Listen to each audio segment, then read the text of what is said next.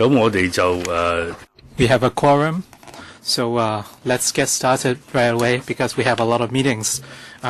Since the meeting started last meeting, and the 4 papers were shared on the 8th of December. The revised agenda was also shared. And the administration information paper on the promotion of safe and proper use of pesticide, LC paper number CB brackets 2 378/14-15 And during the meeting in November, the panel understood that the administration shared a paper so that we can consider any follow-up actions, and the relevant papers were shared on the 2nd of December 2014. I'd like to seek the members' comments. If we agree that we do not need to follow up on the issue at this meeting, this item will be removed from the list of outstanding items. No? Okay, so we are going to remove this item. And Ms. Claudia MO proposed a special meeting to discuss the import and sale of products made with dog and cat hair in Hong Kong. And the administration has provided a response and provided relevant papers. So to commenting, we have to follow up on the issue at this panel. If not, then we will remove this item on the list of outstanding items. And third, and on the 8th of December, Ms. Helena Wong sent a letter to the chairman. And the issue she raised was about the pesticide residues in food regulation, CAP 132CM, which is the 5th item on today's agenda. And the relevant letter was shared with the panel yesterday. And CB brackets 2428/14-15 If members have no other concerns, we can enter item 2 on the agenda. The next meeting, date of next meeting, and items for discussion. Ms. Claudia MO.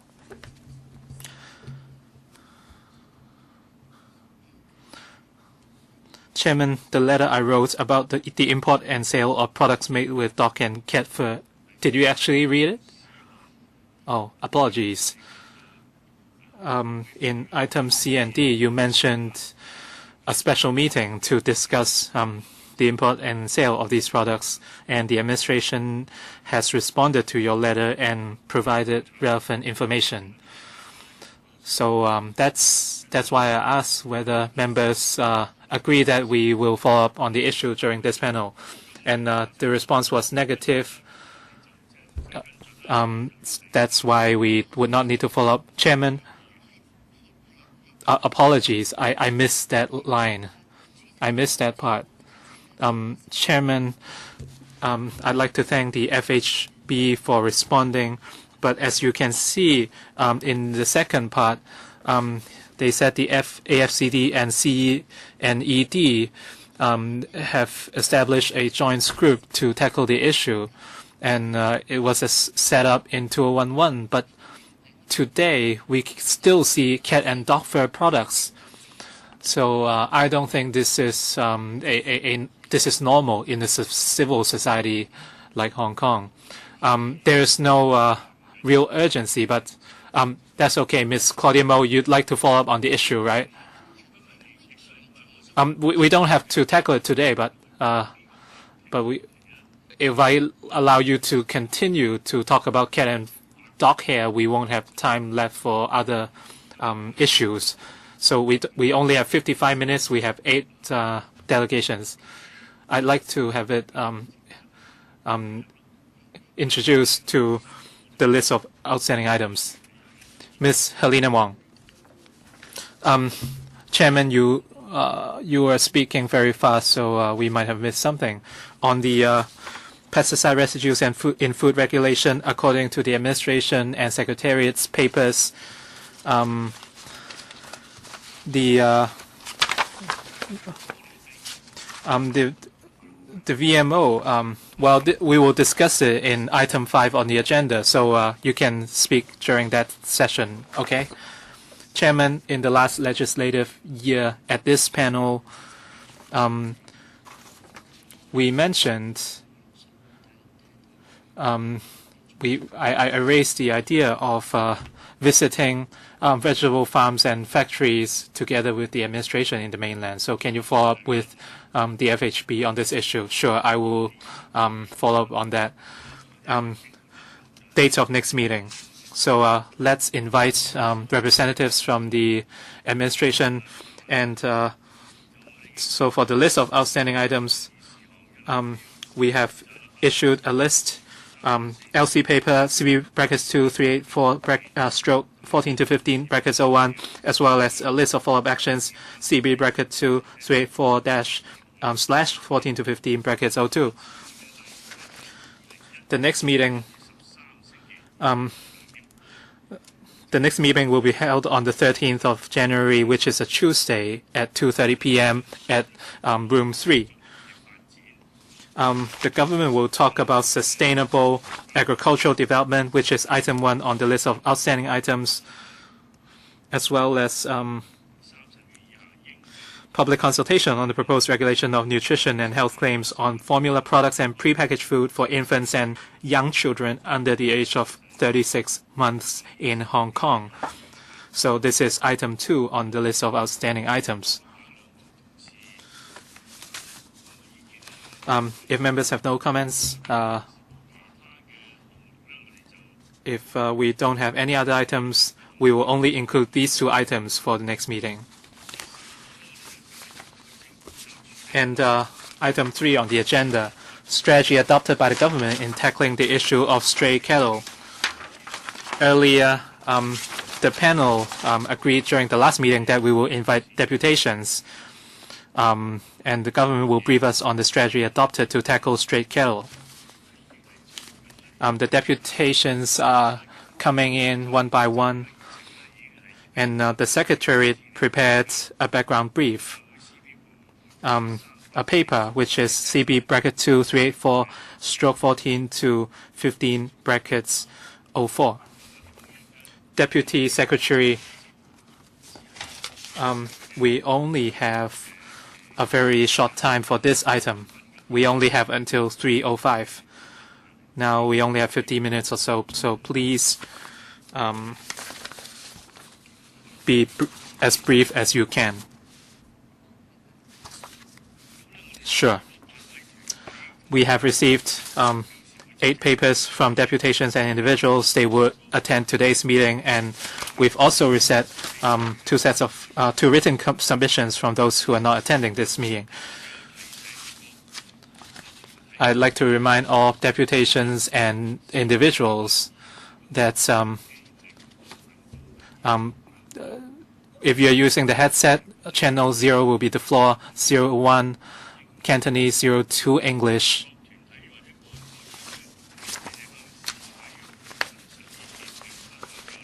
And your submissions would not enjoy protections under the Electoral Powers and Privileges Ordinance, and your written submissions also would not enjoy these privileges. So please be reminded that in the electoral meeting room or public gallery,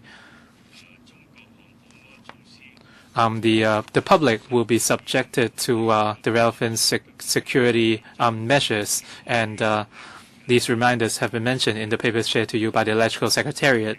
For those in the public gallery, the relevant guidelines can be obtained from the on-site security staff. And since time is limited, each deputation would have 3 minutes. Since time is very limited today, we will then we will allow time for members to ask questions if necessary. If deputations have not submitted your submissions, please share your submissions with us, with the Electoral Secretariat, for reference by members.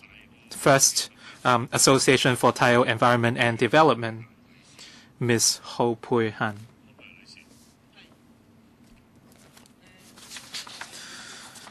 Thank you, Chairman, as well as all members. And for the issue of stray cattle, I'd first like to thank the AFCD for their efforts in the past year to rescue stray cattle in Lantau Island and Sai Kung.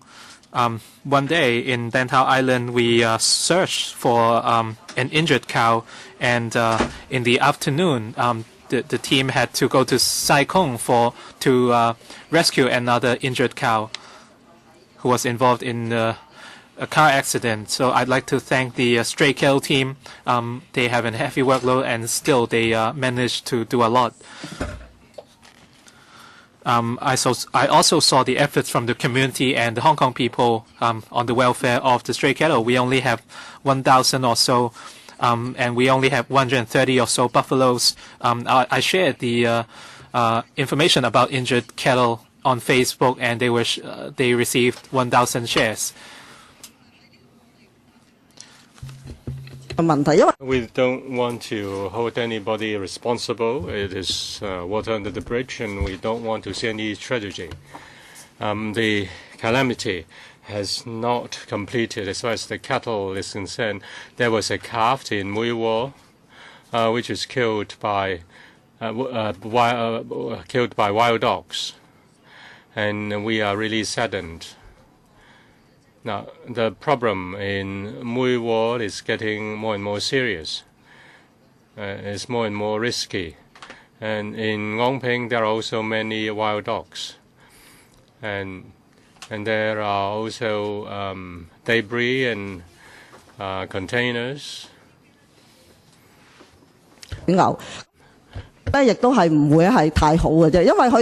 Now this is in Puyo, the buffaloes. Their conditions are not very good because the place is dried up.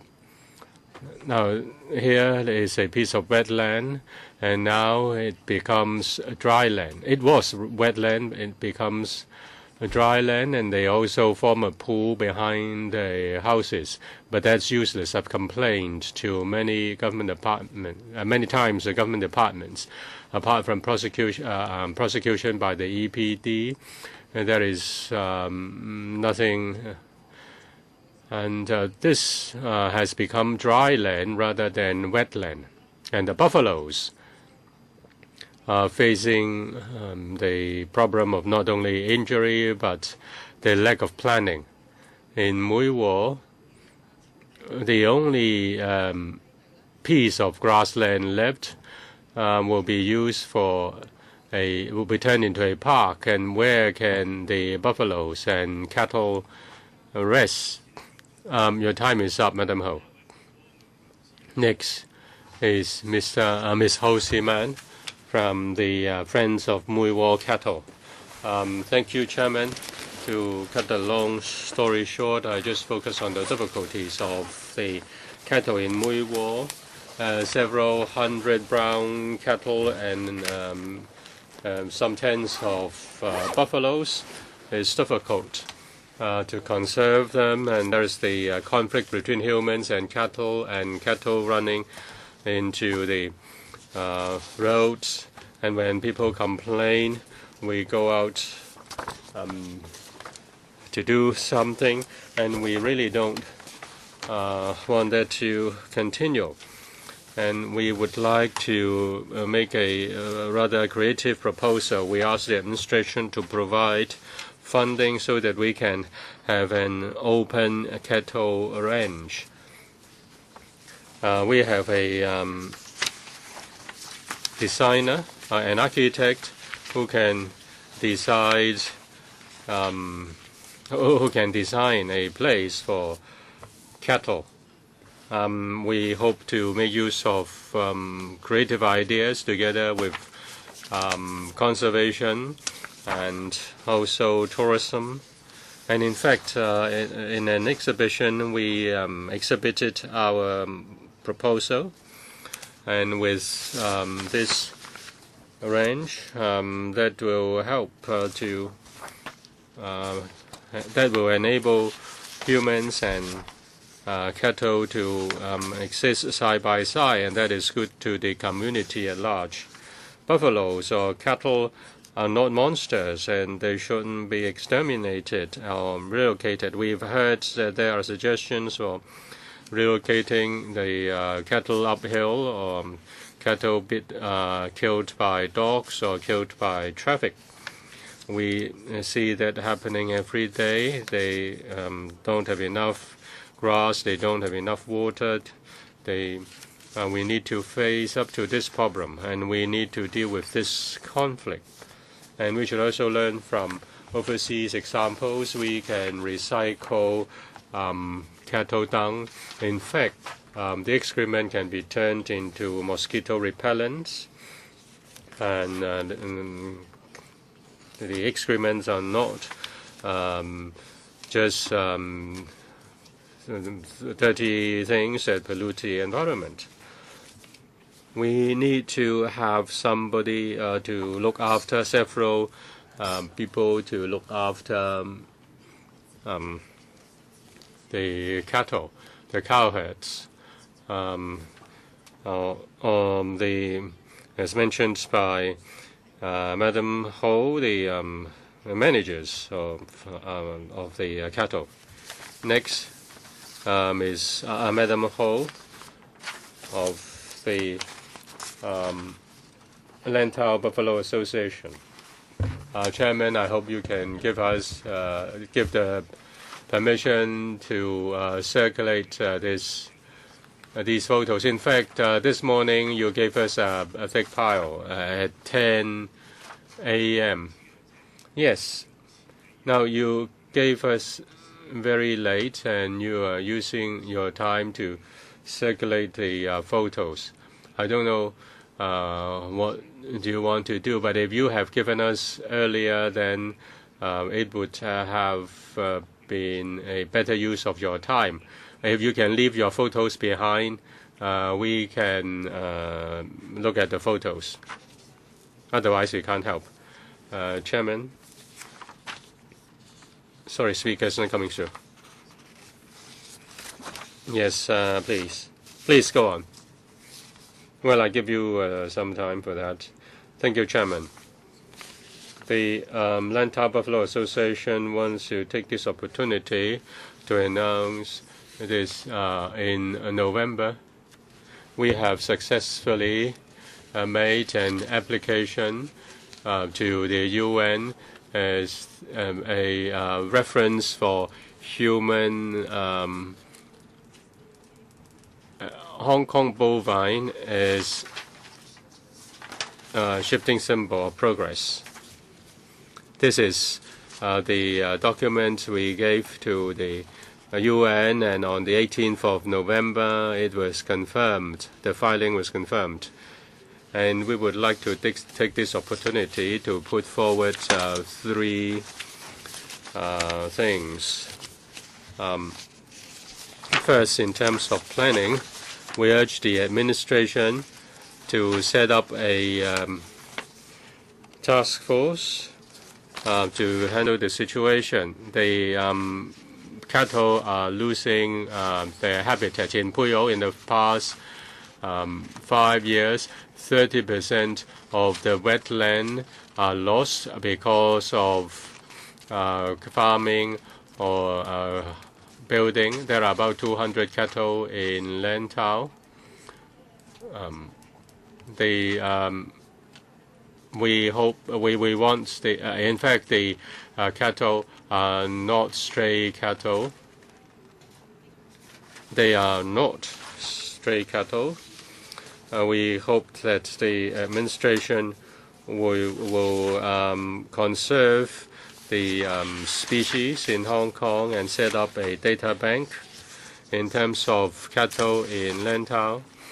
There should be rezoning for the grazing area of cattle. And according to our UN document, it is a community species rather than stray. They are not stray cattle. In terms of traffic, take Lantau as an example. There should be an animal-friendly policy. the Transport Department should require the applicants for permits to understand the situation of cattle in Lantau. I've already given your time is up. I just want to remind the remaining individuals or groups, either you speak in Cantonese or you speak in English, and please do not adopt cocktail language. That will make life difficult for our interpreters, said the chairman. Next is Sai Kung Cattle's Angel, Madam Tam. Good afternoon. We don't have enough time. It's all a matter of habitat, and in fact, development is rather rapid.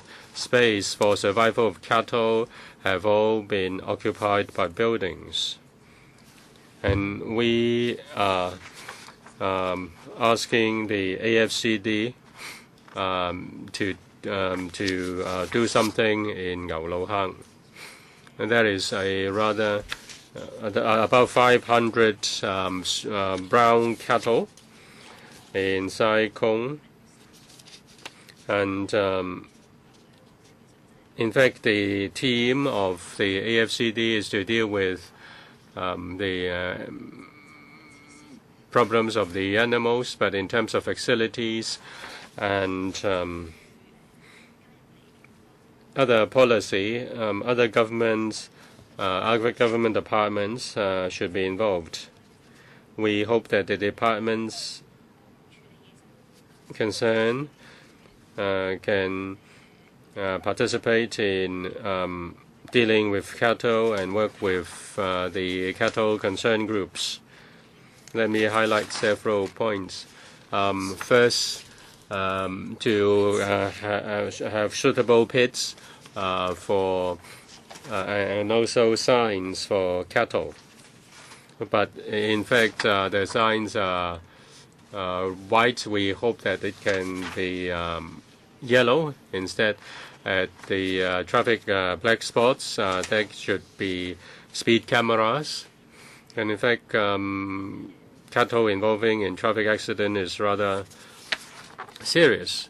The cattle go into barbecue areas, and they also take away the food of the visitors. And there should also be improvement to the refuse collection points. And education should also be step up among students on conserving communities, local habitats. And with regard to visitors, I think there should be some publicity on how to deal with cattle. And more funds should be given to the AFCD to deal with the cattle, the special team dealing with cattle. They have limited resources, and I hope that the government will provide financial assistance to local cattle conservation groups. I think the government departments should work together. Next is Ms. Jean Leung Siwa. Chairman and members, I'm not familiar with brown cattle, but I'm familiar with buffaloes. There's only one brown cattle in my area. In fact, the vets of the AFCD are very professional and they are very responsive, but they suffer from a lot of constraints. There should be a buffalo center, and also provide more support to the cattle team. There can be land exchange policy.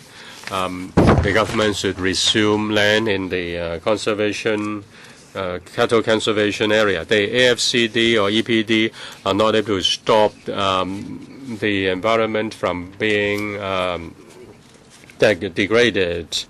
In fact, they just say that they can do nothing.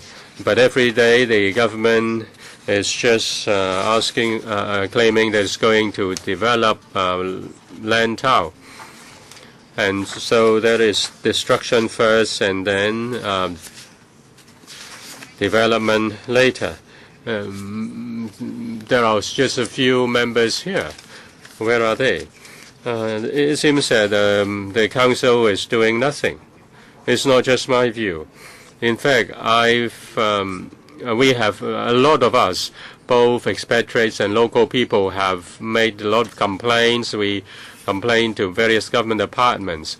We put our money in Lantau. We buy our own property. We want to enjoy the green scenery, the smell, and also the cattle in Lantau. But we see now container boxes and also debris, and they just say that they can do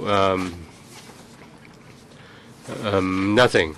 And they also teach people how to put things here and there in order to drive away the cattle. In fact, I am semi-retired, and I know what local people are doing, what villages are doing, what councillors are doing, what the government is doing. What is the planning department doing? They just say they have no power.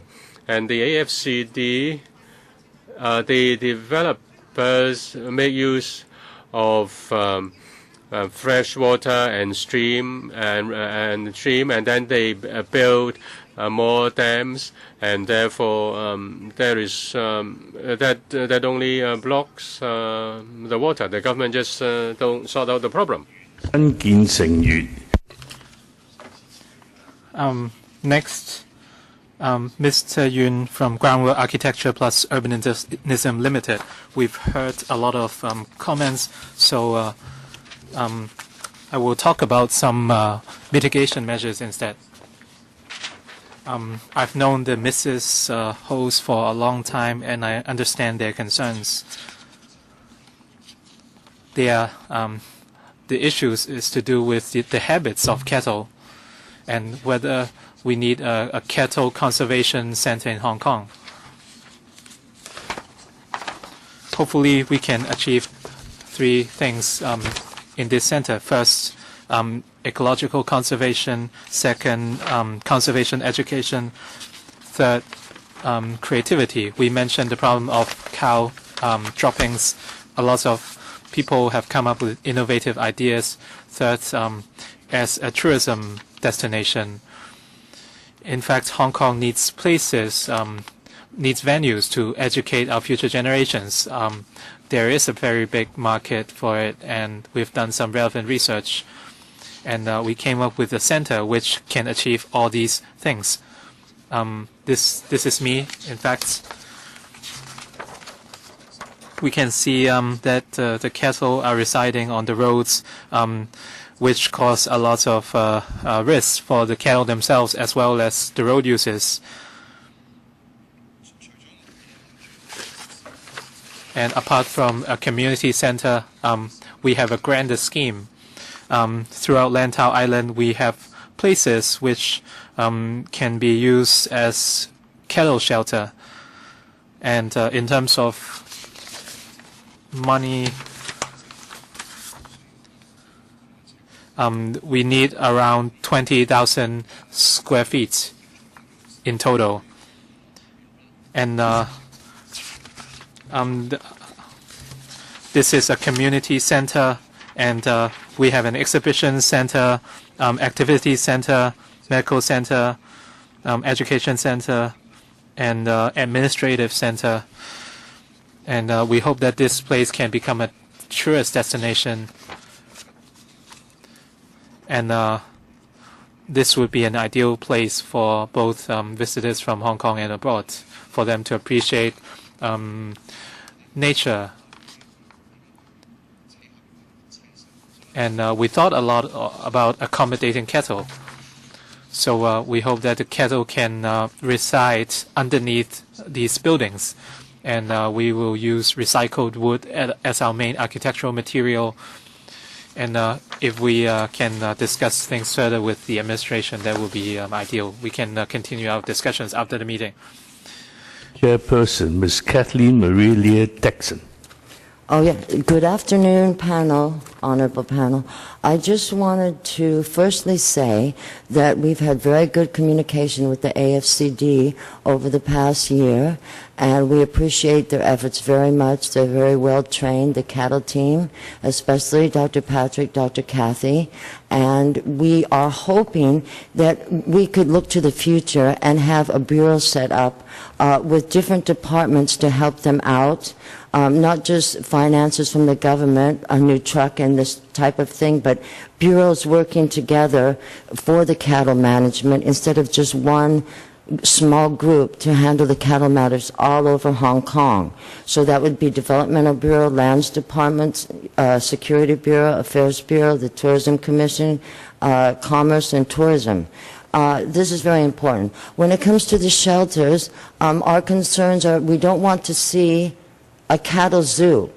These cows, they wander, they roam. The moms, generation to generation, they follow the path. Okay? A shelter is a great idea, but they'll need to be fenced in. Cows are very stubborn. We're out with the cows 4 to 5 days a week. Okay? Even if you give them hay, if they don't want to sleep here, they will not sleep here. Okay? So are we going to make cattle zoos then? Because this is not uniting the community with the cattle. It's just simply making it easier for the community to deal with the cattle in our group view. And then secondly, or thirdly, or whatever it is,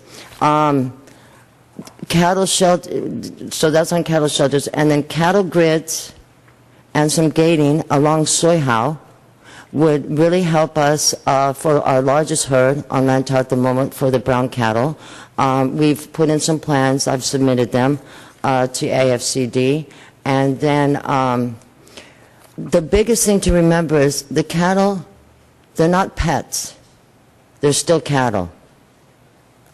We've done safety collars for them and for traffic scheme to help them.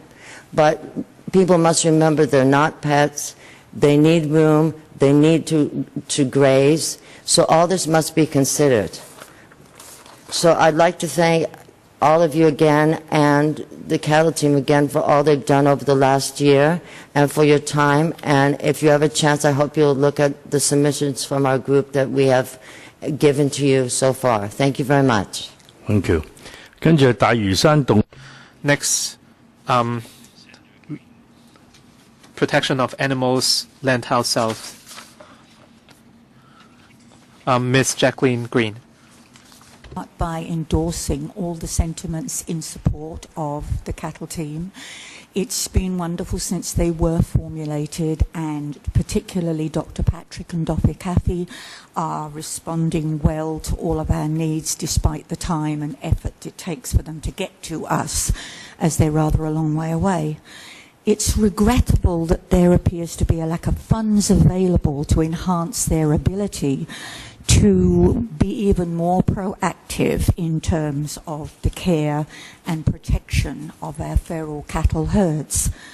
If it were possible to erect or establish any form of restraint to keep the cattle from straying, sleeping, grazing along the South Lantau Road, this would be both productive and beneficial. Policing of the South Lantau Road has recently been enhanced, but we have no dedicated traffic team. And the driving culture is horrendous, given that we're living in the countryside. It cannot be stressed enough that the Transport Department is failing miserably in terms of ensuring safe road conditions on Lantau. Their point-blank refusal to consider all or any speed calming measures, cameras, CCTV in our black spots simply allows the dangerous driving and the speeding culture to blossom. Of special note should be the new Lantau bus company, whose drivers race through the village to the detriment of both the humans and the cattle. And we find this particularly irreprehensible because they know that the cows are there.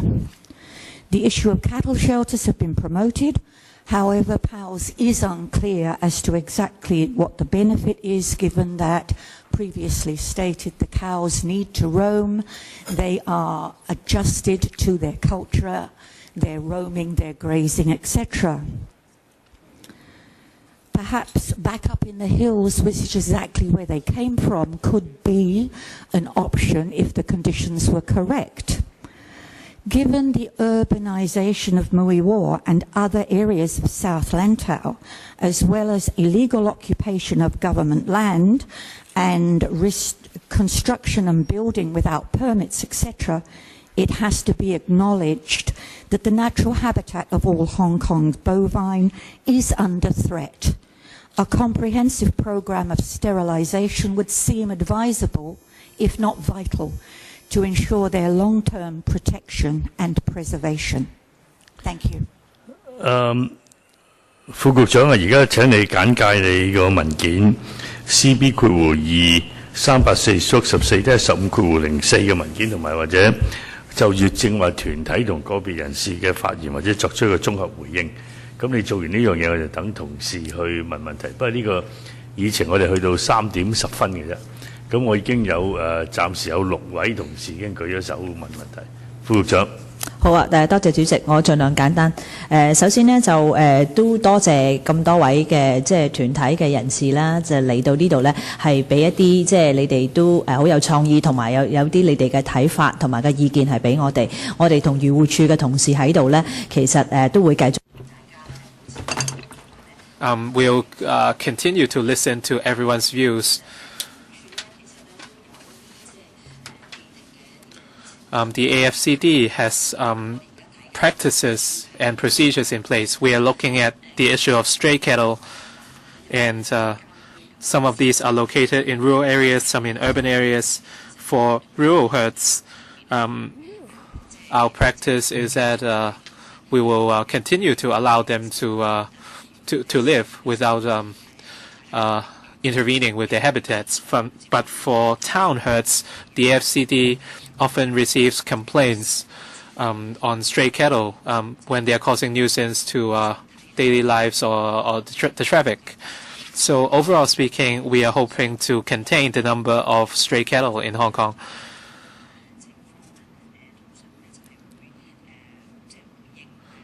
Currently, we would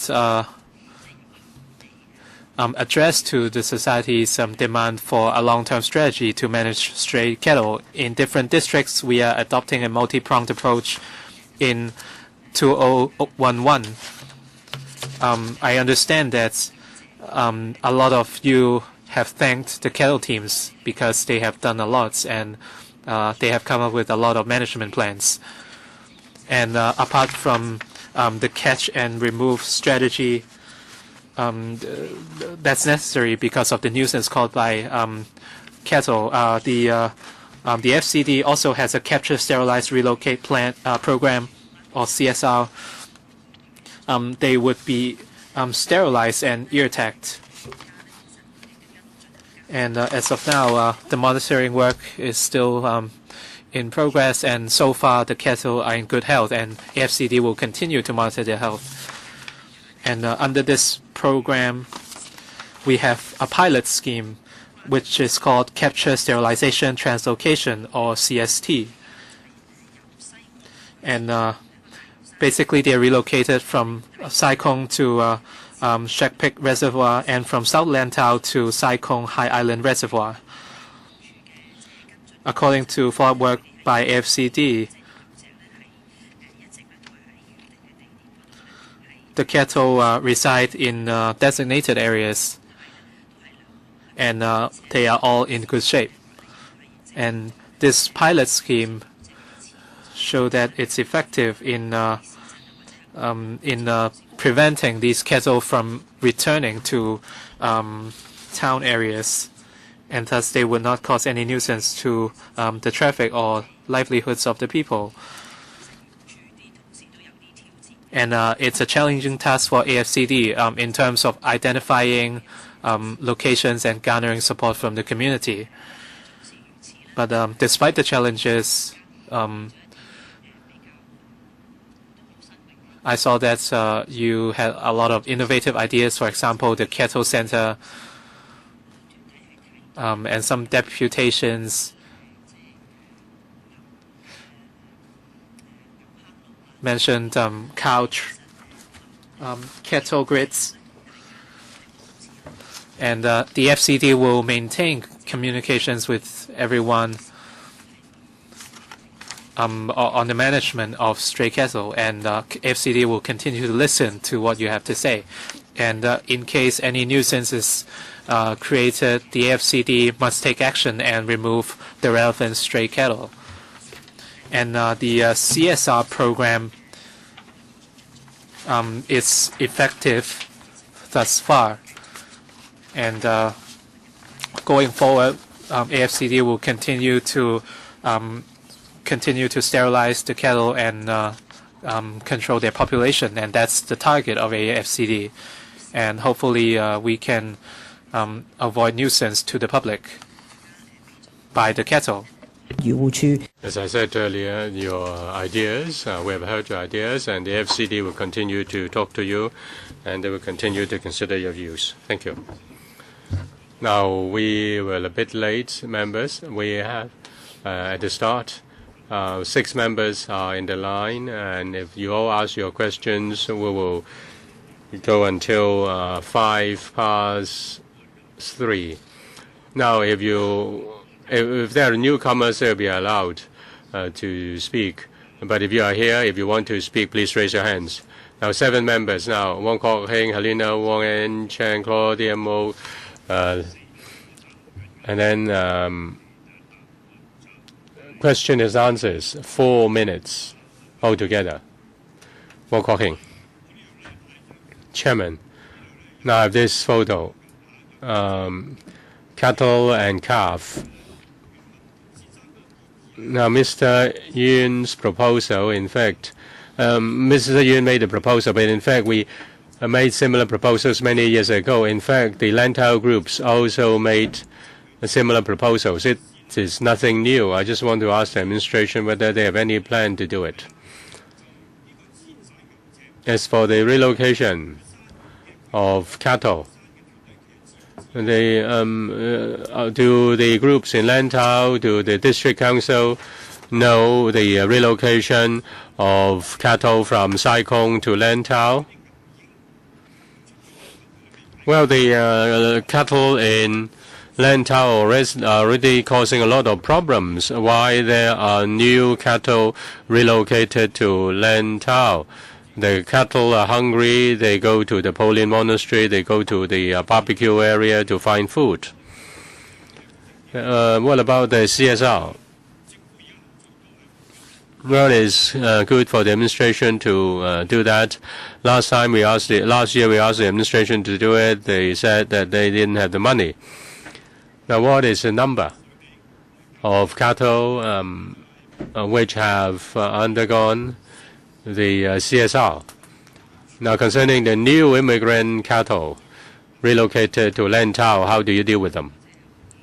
The Under Secretary. Thank you, Mr. Wong, for the question. As for the CSR and also CST, there are pilot studies. In fact, the CST is developed from the CSR. The AFCD found that the cattle return to the same place. So they do translocation. And in fact, it is progressing well. In fact, the AFCD is liaising with local people. They are aware of this. As for the numbers, I don't know whether the AFCD colleagues have the numbers. Dr. To, concerning the CSR, Now from 2011 until October 2014, we did the sterilization for 282 cattle and buffalo. They are in Lantau and Sai Kung. The cattle team will continue to sterilize the cattle in order to control the number. Wong Kwok-hing, Chairman, I welcome the administration doing the sterilization work, and I hope they will step up the efforts. In fact, they have done much more than the policy secretary of the previous term, and he refused our proposal concerning the cattle gates and cattle grids. And they are nothing new. And if you have the cattle gates and cattle grids, then the cattle will live within a designated area, and they will not go astray into the roads and also to the residential area. In fact, we are stepping up the provision of cattle grids. When can you complete your task? Dr. Sid. As for cattle grids,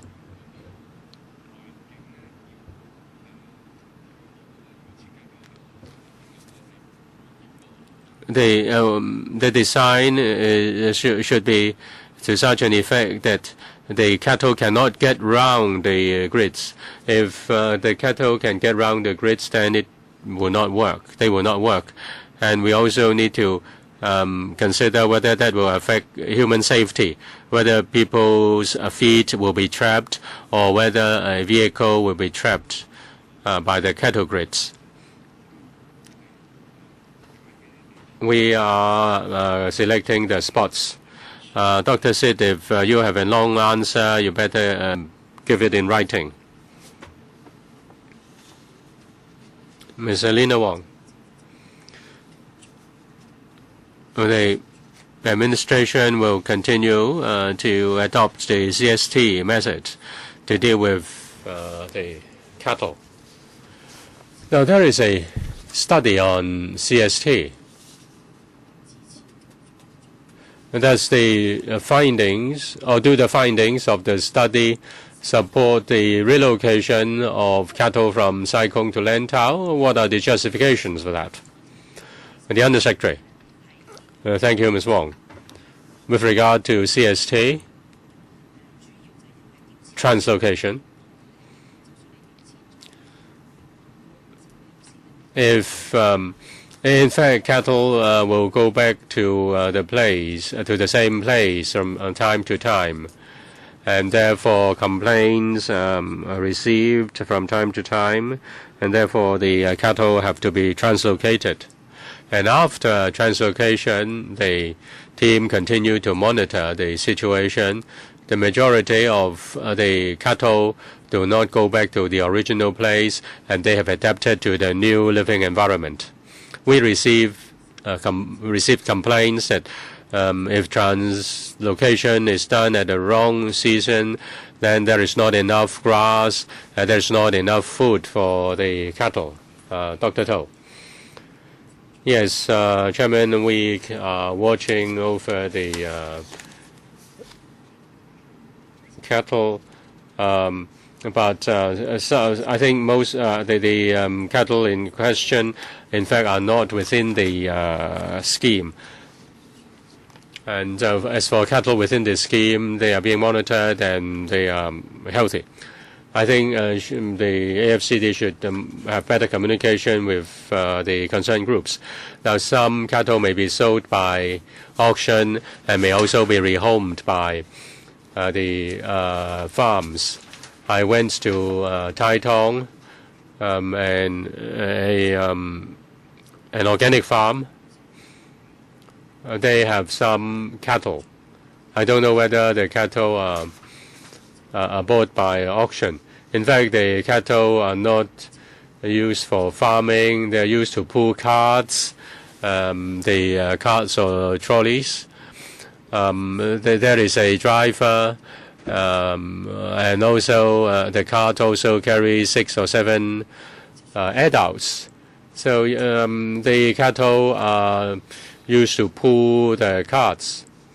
So either they are euthanized or they are sold to do hard labor.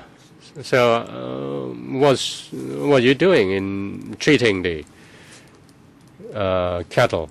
I think the cattle in that farm are not cattle sold by us. According to the law, if they cause unnecessary suffering and if we have adequate evidence, we can prosecute. As for the farm you mentioned, our vets do inspect that farm, and we have not seen any abuse for the time being.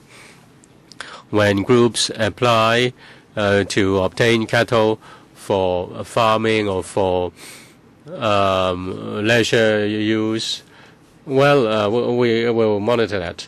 You say that cattle pulling a cart with 6 or 7 people or 7 or 8 people, well, it depends on how heavy the cattle, the cart is. Have you ever visited the farm and inspect the situation?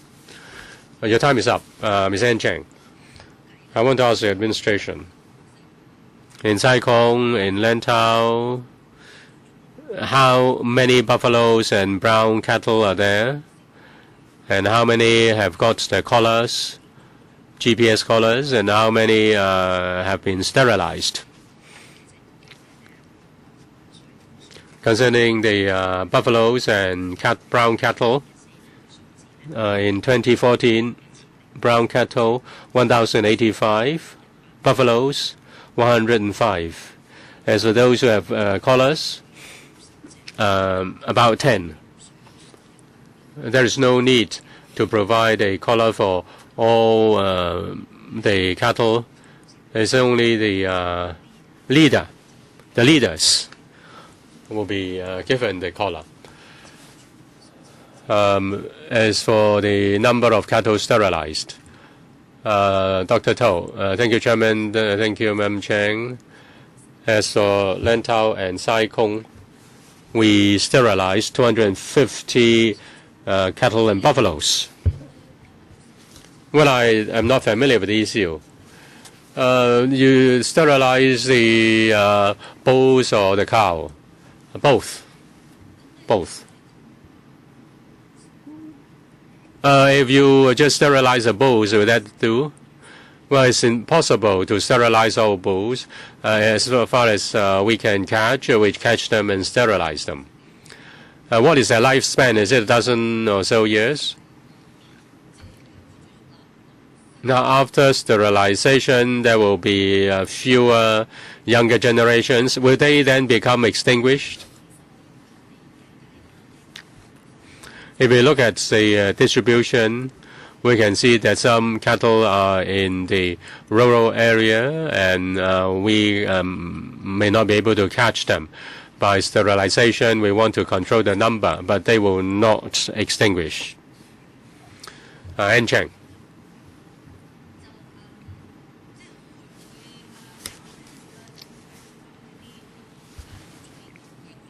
Now, there are cattle conservation groups. They like cattle. They want to have a sort of open type of cattle ranch or cattle shed, and that can be public education, tourism, and there will not be conflicts.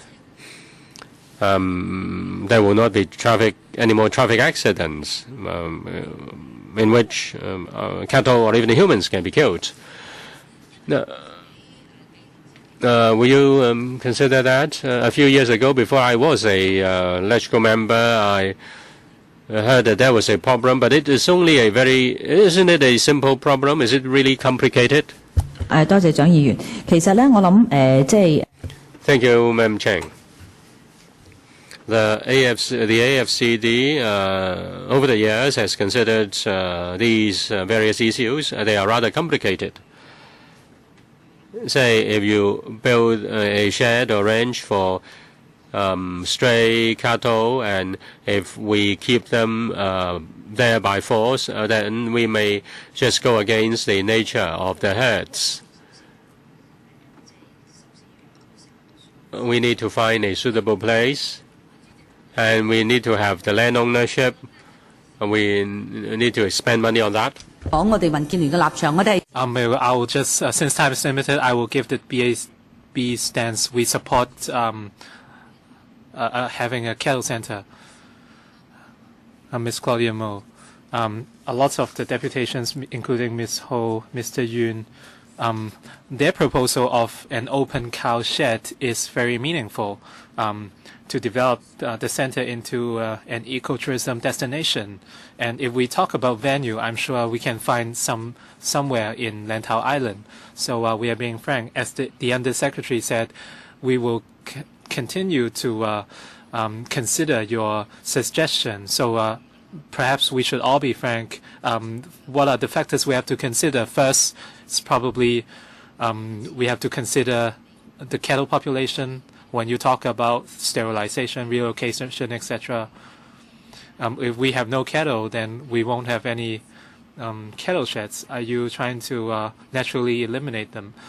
The second consideration is that some deputations, such as Ms. Daxon, mentioned that cattle need a lot of space. They have to roam and forage.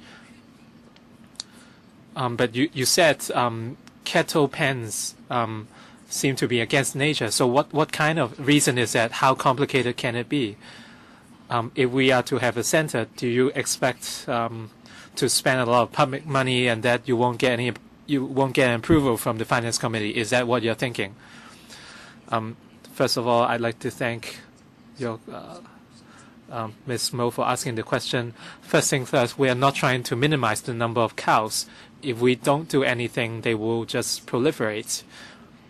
And right now, the FCD is handling a lot of complaints, mainly about nuisances. So on one hand, they hope that the cows can continue to live, but at the same time, they have to handle complaints. That's part of their job. I heard the suggestion of an open cow shed, which can be used for different purposes. As I mentioned, the FCD will continue to communicate with all of you on the possibility of this proposal. But as I said, we have to think about different things: the venue, the land use. If the land use doesn't match, perhaps we have to go to the urban council, and we have to think about costs. Who will take care of the cattle, environmental considerations, etc. I'm not supporting or against the proposal, but the FCD has to consider all these factors. Ms. Claudia MO, how much longer do you need to consider these factors? If Hong Kong has an open cattle shed, if we have cattle herds or Hong Kong-style cowboys, then we are looking at a lot of new employment opportunities. What's the time frame? Ms. Mo, the factors I mentioned are not something AFCD can solve by themselves. It requires cross-departmental collaboration and participation. So as I said, we need time to study the possibility. 1 year, can you finish it within a year?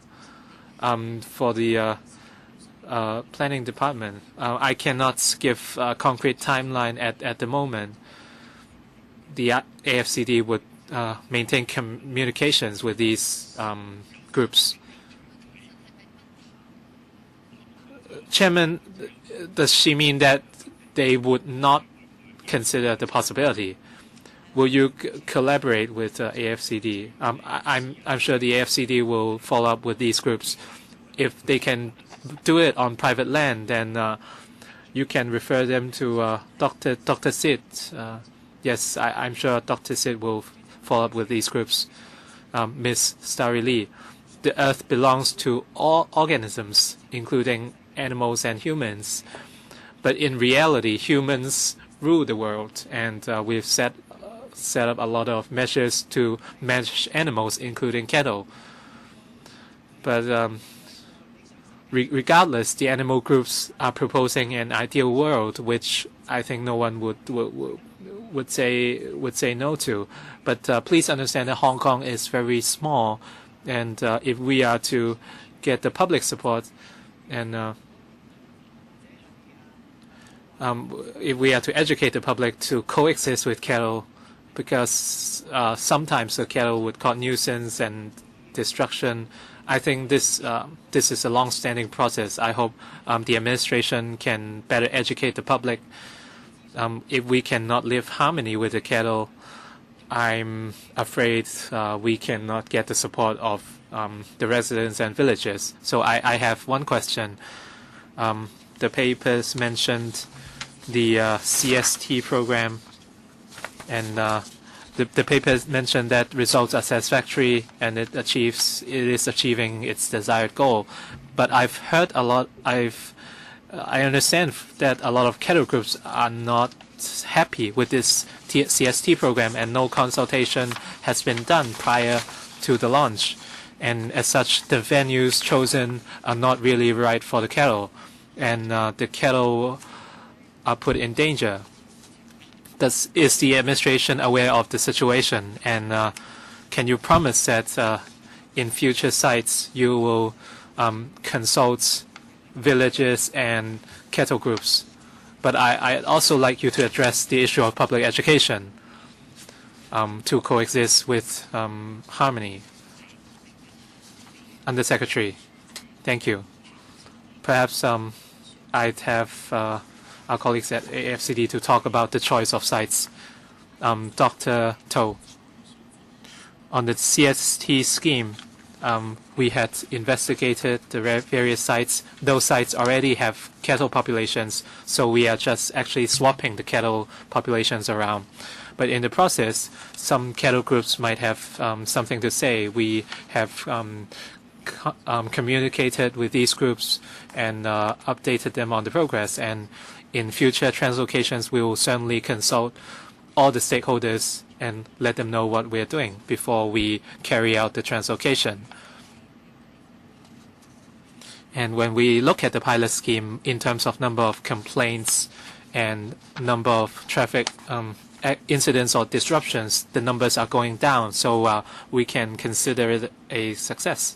And for the well-being of the cattle, we see that most cows are healthy, and a small number of them have some minor issues. We will continue to follow up on their health. So can you promise that in the future, when you have such arrangements, you will first consult the public and the cattle groups? What about public education? Since cattle teams were formed, public education works are ongoing, and we have a lot of bus advertisements and to promote the issue and allow the public to know about the issues with cattle so that they can be more accepting of cattle. Apart from public education, did you talk with the villages in order to address their queries? If you can alleviate their concerns, I'm sure they would be happy to work with the government. We attend rural committee meetings and district council meetings to understand what the villages are thinking. So we are trying to strike a balance between their interests and those of the cattle groups. Mr. Kwok Kao Ki, first I'd like to thank all the deputations here today. And from what I've heard so far, the administration and AFCD are very passive. Frankly speaking, we are talking about indigenous animals, which have existed for a long time since the birth of Hong Kong, and they do have an education effect on the public. We have 1,200 cattle. The government is either ignoring them, or in case of complaints, they are just relocating them. But you're not getting to the roots of the problem. Why don't you identify a place or sites A lot of the cattle are currently located in country parks. They live in country parks, which are protected areas. I have a question about statistics for the AFCD.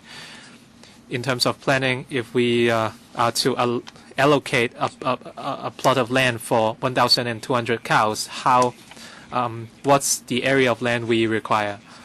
And in Sai Kung and Lantau South and Shingmun Reservoir, how much land are they occupying? If the land areas are similar, the idea of an open area for cow, it's not difficult to allocate an open area for cows. Can you provide the figures, Dr. Sid? Thank you. The area we need for cattle really depends on the amounts and type of plants in that specific area, whether any fertilizers are used, etc. Hong Kong has a lot of mountainous areas. We cannot get very comparable figures, but for country parks, we have 1,000 cows. The problem is that the nuisance caused by cattle doesn't show up in mountainous areas. Sometimes they would stray off to roads and farms, and they would eat the plants and flowers, which would cause nuisance. Is it possible to enclose all the cattle in Hong Kong? That's not what I meant. Excuse me for interrupting. But I think all your education efforts with country parks serve to promote nature and human harmony. And the issue of cattle is the perfect lessons for young people in Hong Kong. So can you be more proactive? Sterilization would only drive out the species. Is this what you intend to do, to drive out the species? Our current sterilization approach, as my colleagues mentioned, half the cattle are located deep inside country parks, and it's very difficult to capture them. And the cows we are sterilizing at the moment are those who have strayed off to roads. And in the coming decades, I'm sure they would still exist. And in terms of public education, we would put up advertisements on buses to encourage the public to coexist with the cattle. Next, Mr. Stephen Ho. And I've thought about what Ms. Dari Lee said. And I agree that animals and humans should share our earth. But a lot of the times, humans have different standards toward animals. You have not consulted district councils and cattle groups. So you are rightly condemned for it. And but some people would also applaud your policy. So that's the reality in Hong Kong. For cats and dogs, if you hand them to SPCA or you hand them to someone else, did you consider the same factors? So this is something we should think about.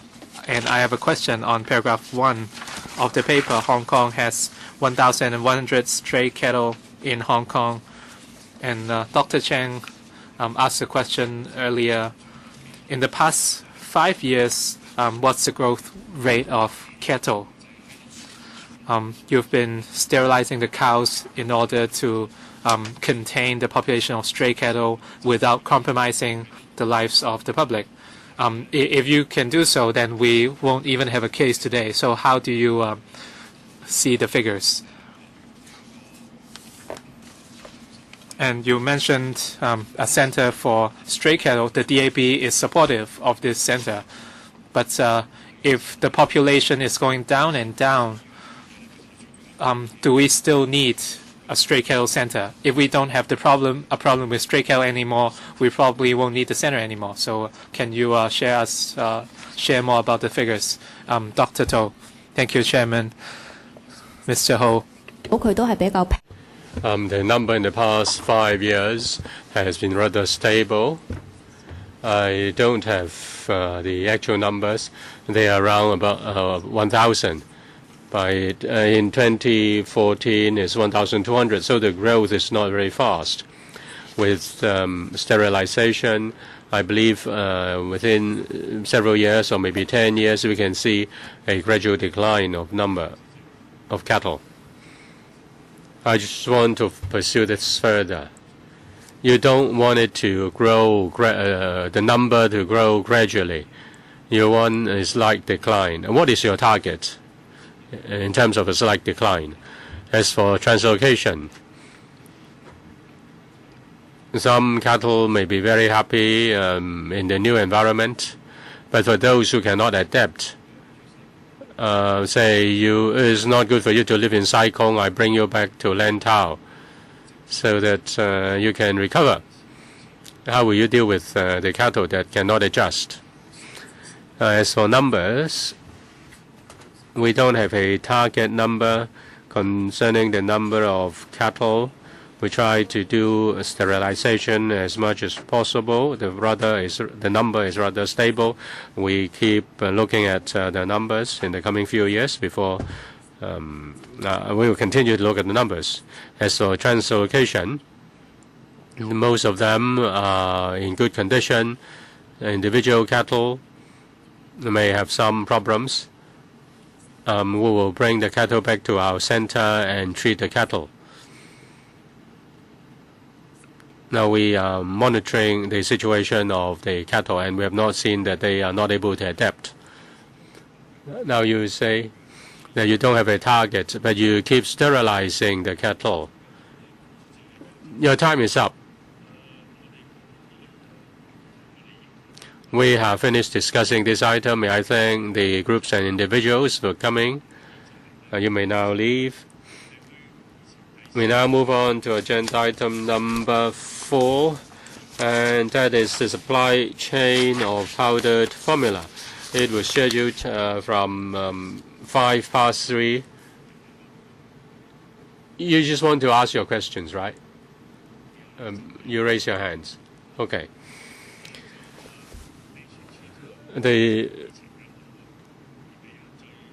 Secretariat has prepared the latest information paper CB 2384/1415 bracket 01 bracket 11.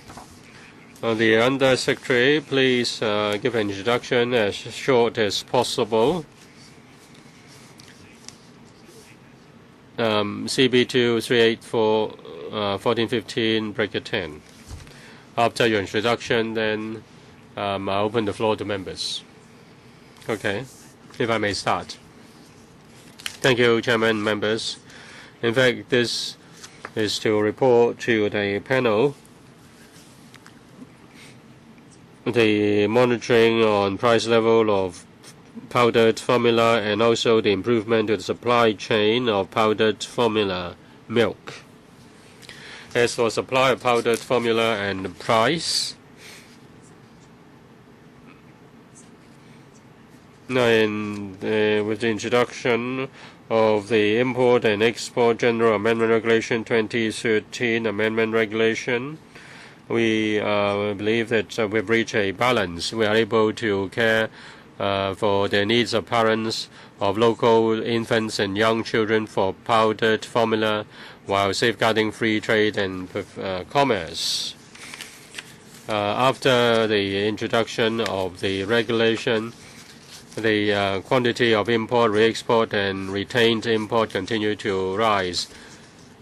Now, from March to September, $31.68 million kilograms, growth of 11%, 28% over the same period 2013 and 2012. Re-export powdered formula 4.73 million kilograms, 17% and 223% increase respectively. Retained import 26.95 million kilograms, 10% and 15% growth respectively over the same period 2013 and 12. At 31st of October 2014, the TID has issued about 15,000 powdered formula export licenses. As for retail supply and prices, now in June, we reported to the meeting. We look at the two severely shortage brands. For Frizzle, the shortage was adequate between June and August. There was an improvement in September and onwards. Stage 3 products still experience a certain degree of shortage. From the October 29th to November 2nd, shortage in Yunlong and Sha-Tin reached 33% respectively. As for Mead and Johnson, the shortage was was less than 20%. During the National Day Golden Week, there was no significant increase in overall shortage rate. It's believed that with the introduction of the regulation and also cooperation of the suppliers, they have introduced various measures to improve the situation. As for retail prices, the surveys do not show any major fluctuation in the prices of the products sold by major chain stores or pharmacies. Regular surveys will be done and we will announce the latest result before the Lunar New Year 2015. As for pre-order services, the administration encourages suppliers to make pre-order arrangements, including the coupon arrangement, hotline, and then pick up pre-order pick-up or pre-order delivery service. And we think pre-order service is important because this will provide a dedicated supply chain for local infants and young children. It separates local supply from non-local supply, and this can protect the supply, a stable supply for local infants and young, stable supply for formula powder for local infants and young children. There is a survey on this, on the use of pre-order service. We will be able to understand the popularity of the service among parents, and this will also assist the steering committee in supervising the use of pre-order service. In June and October, there were 2 rounds of surveys. 826 users of the major brands received the interview. It is found that only a very small number of respondents usually purchase powder formula by using pre-order services, just about 6%. The number is in line with the information provided by the 7 major suppliers. 34% of the respondents do not know any kind of pre-order service. The trade therefore has to step up its publicity.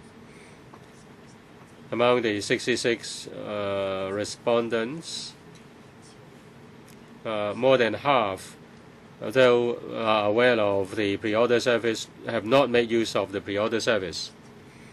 At the retail level, if there is any shortage, they may not be able to make use of pre-order service.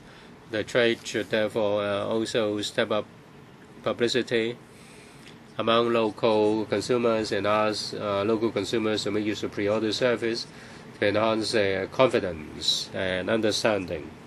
As for reasons for not using pre-order service, some of the view that the procedures are complicated. The trade should therefore consider simplifying the procedures and address these concerns. It's hoped that the trade will try to make sure the smooth operation of hotline, so that people have a strong confidence in the hotline. For one reason or another, local consumers may use different types of pre-order service. In promoting pre-order services, the trade have to be targeted. The trade have to target at specific users or groups of users, and the coupon system should also be promoted. With the coming of Christmas and Lunar New Year, there may be a peak for demand for formula powder or powdered formula. The trade should ensure that there is an adequate supply. The suppliers have given the undertaking that within 24 hours a reply will be given to the calls, and local parents who make use of pre-order service can obtain the provision of powdered formula within 3 working days, and we ask the trade to honor the pledge. We'll continue to get the consultants to conduct the surveys which I mentioned earlier, and also the Committee on Supply Chain Powdered Formula will continue to monitor the work of the suppliers. We will continue to listen to the advice of the committee and also the panel, so as to improve the supply chain before we decide on our view. 5 members have raised their hands. Any more would like to ask questions? Elena Wong, Chen Han Peng, KK Kwok, Sid Ho, and Chen Chi-chun. Any other members, including myself? 4 minutes each. Elena Wong. Now, after the regulation is imposed, the import, export, and re-export or retained export of powdered formula have increased. So there is no adverse impact on business. In fact, the business have become better. People are concerned whether the formula they want to buy can be available. You've noticed that Frizzle and also Mead & Johnson are not having a good record. And also in the annex, there is the supply situation of Frizzle from June to August. There were shortages in different districts. The shortage ranges from 30% to 40% in different districts. With the introduction of the restriction, and it is also found that a certain brand doesn't have enough supply. What measures do you have so that there is no shortage in various districts? What measures have you considered? How can you deal with this brand? The Undersecretary. As for shortage, we are monitoring the situation in different districts, in particular on these 2 brands. They have a rather significant shortage. In fact, the shortage shows that their parents cannot buy the powdered formula on the first visit, but if they go there again, they may be able to buy that. If there is a shortage, it's hoped that the parents will make use of pre-order service. The committee talk to the suppliers. The suppliers the suppliers promise that they can provide. Now you ask the consumers to change their behavior, but at the regulation was imposed because at the retail outlets. Now the suppliers send the products to retail outlets. They have a whole system, and you want to review. You promise to review the whole system, but now you ask people to pre-order. Now, have you talked to Frizzle and find out why they are unable to provide adequate supply at the outlets? Now, Ms. Wong is right. On one hand, we hope that the whole system can be improved. The supply chain can be improved. We have the Committee on Supply Chain to follow the matter up, but we also want to change consumer behavior. Now, in following the matter, do you have any suggestions so that there is no shortage? The Secretary, the Deputy Secretary.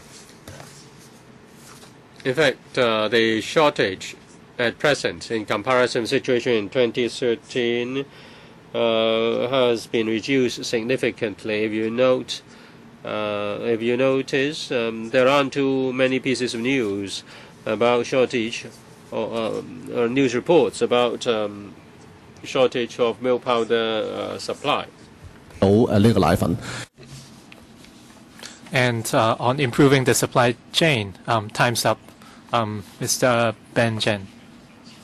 We won't have a second round for you because we are running late. We've done so much. At the end of the day, we are looking at shortages in 2 brands. According to our own surveys or the consultancy study commissioned by the government, the results are the same. So it's obvious that the administration has hoped that these 2 brands would do better, but we can see that they couldn't improve, or that they are reluctant to improve or listen to the suggestions by the government. I actually have a solution. Under the hospital authority, all newborn babies, if they need powdered formula, which brand would the administration prescribe? What's the mechanism at the moment? Is there any mechanism in place? If they cannot secure any powdered formula, they shouldn't be supplied in hospitals, right? Because if they get used to that particular brand and they cannot buy it anymore after they leave the hospital, then the parents would have a problem. So what's the existing mechanism? Under Secretary, for the 2 brands you mentioned, as the PAS mentioned, the shortages right now, well, can you get to the point, please, since time is short? He asked a question about the mechanism. Under the hospital authority, the existing practice is that they would not accept any samples by suppliers of powder formula. They would choose their own brands. So they can choose, right? They are purchased randomly. If a particular brand has a supply shortage, shouldn't it be removed from that list of randomly chosen brands? Would you consider this suggestion? Yes, we will consider this suggestion. We just want to give everyone a chance.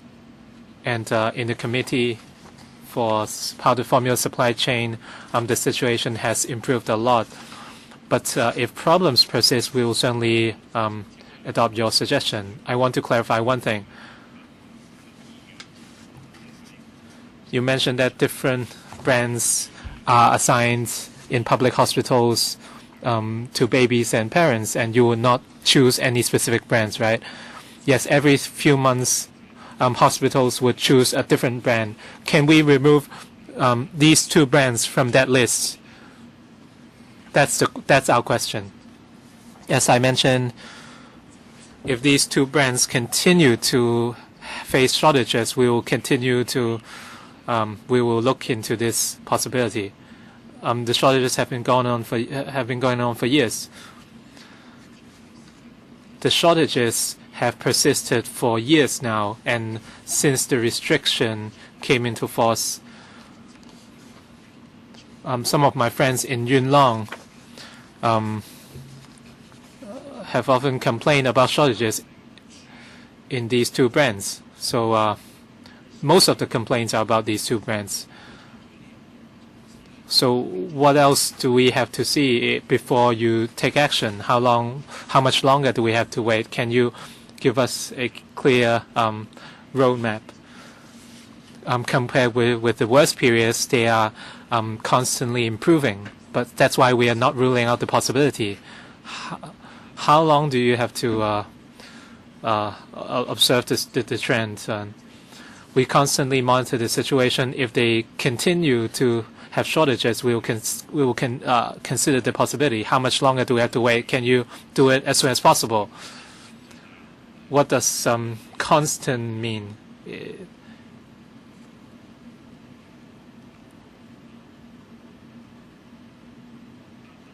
Mr. Kokaki, he's not here, so Ms. Sitho. The situation has persisted for a long time. Since the restriction came into force, well, it was enacted because of a lack of forum, and we have seen some time now, and in many districts, the shortage rates are at 30%. And so that means for every 3 parents, one of them cannot buy a product for their baby. Even if the situation has improved, it's still highly unsatisfactory. 2 brands face the most shortage, and we see commercials on TV every night. Are the shortages caused by these heavy promotions?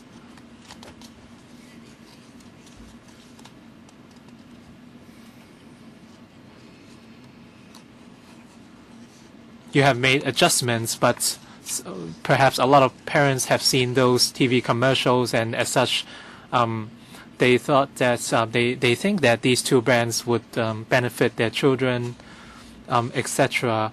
Would you do something in terms of managing or these TV commercials? And on the pre-ordering services, did you find out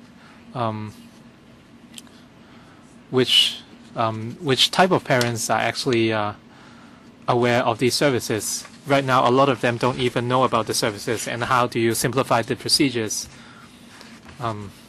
so that more people can secure the powdered formula? And for TV commercials, in July, a set of guidelines were issued by the relevant broadcasting authority. Right now, we have a food labeling scheme. We have a precedent now, and it has to be removed from the set of code of practice. And on the nutritional information, as we mentioned, we will continue to adopt legislative measures, and come the beginning of next year, we will report the matter back to the panel. So that's what we have done in terms of legislation. And on the Hong Kong Code of Practice, after the adjustments, we will see when they can be announced. It's voluntary in basis, but it does have stipulations on and guidelines on TV commercials. If I understand correctly,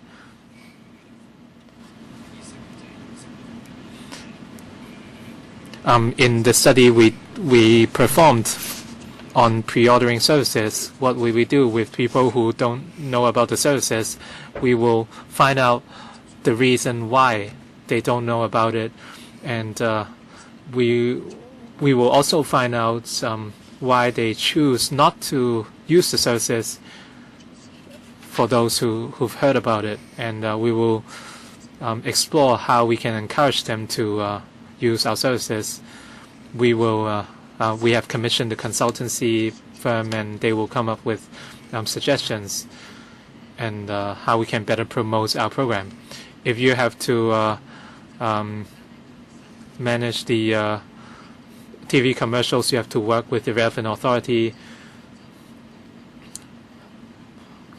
You have to let parents know that some specific brands might not necessarily benefit their their children, and that breastfeeding should be the best approach. I agree. This is something we are constantly doing. We have a breastfeeding commission, which is a high-level commission. I had this commission, and a lot of groups are in it. So our work is manifold in terms of promoting breastfeeding. In maternal homes and in other groups, we are promoting breastfeeding. Mr. Ray Chan, the restriction order has been enforced for nearly 2 years. And as I mentioned right at the start, it's easy to set up a restriction, but it's difficult to abolish it or withdraw it. Right now, I think the standard is that we have to optimize the supply chain before we abolish the order, which I think is almost impossible. Right now, 2 brands are facing shortages, according to the paper. I think the level of shortage is only causing inconvenience, but it's not a disastrous situation. As long as you do not purchase powder formula only at the last minute, the situation is not too bad for the consumers. And on the shortages, did you try to find out the reasons? Is it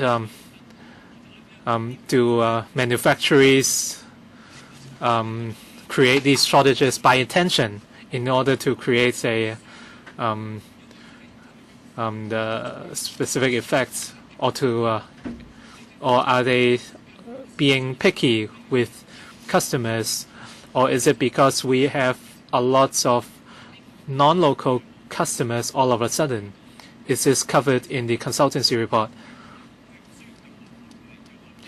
Well, it's natural. If we can buy something easily everywhere, then we won't have to use pre-ordering services, etc. So right now, I think the administration is teaching or instructing the manufacturers how they should do their business. But for the manufacturers, they don't really care because it doesn't affect their business. And you are also educating the public on how we should buy our things.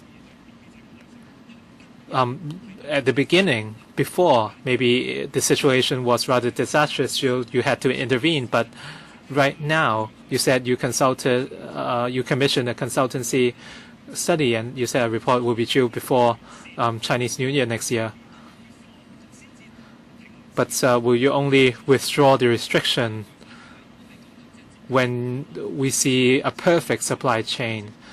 This is almost impossible because any kind of brands would face shortages at any time. Regarding the reasons for shortages, it's not covered in the consultancy study. We think the reasons are manifold. First, the supply. Even if the supplier said they would replenish their stocks more regularly, a lot of parents would buy their products at pharmacies, but then since they are smaller in scale, they cannot keep a lot of stock. And since the circulation might not be as efficient as desired, and in some areas there are a lot of parallel traders, and in those districts the shortages might be more serious.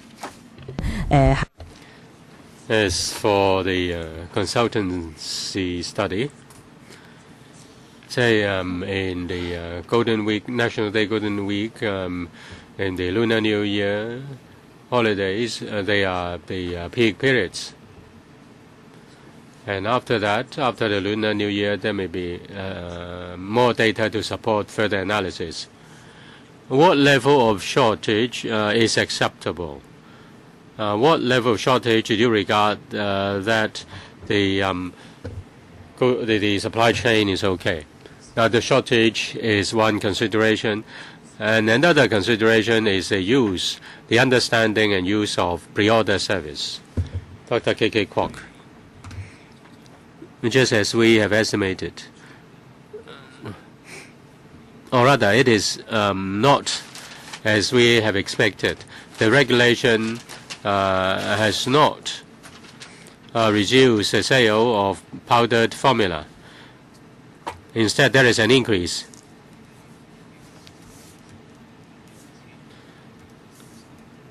Um, 31 million or 3.26 million kilograms in 2013 to nearly to more than 50, more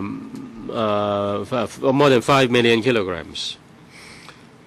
Now the figure shows that the administration is just paying lip service to promote breastfeeding. It's only doing advertisement for powdered formula. What advertisement is better than announcing the names of two brands? It's really comical.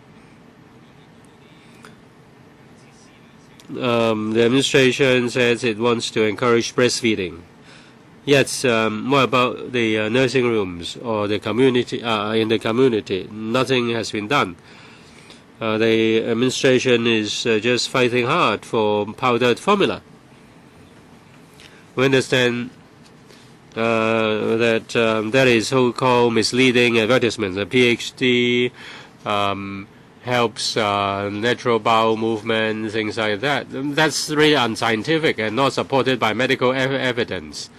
The government just don't correct. The government just doesn't correct this kind of misleading information.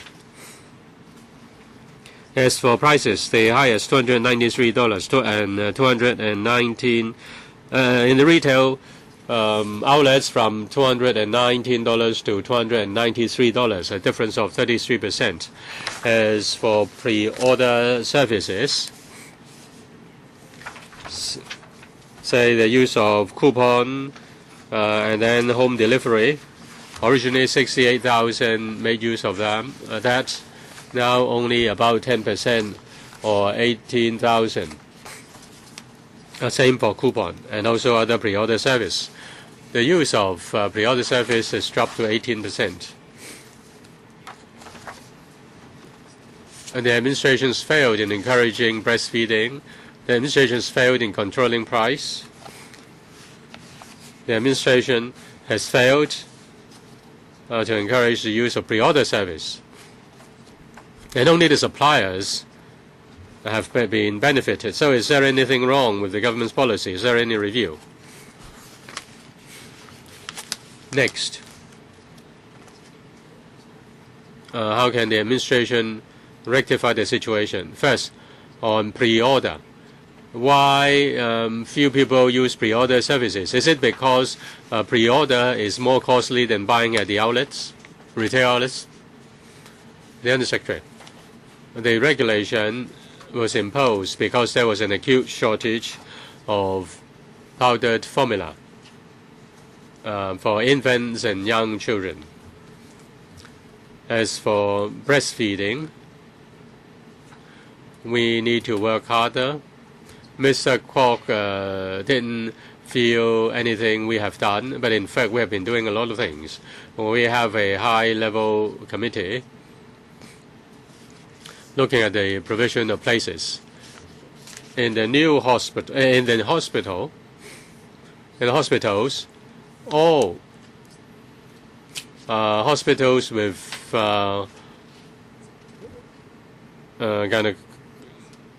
obstetric service also have nursing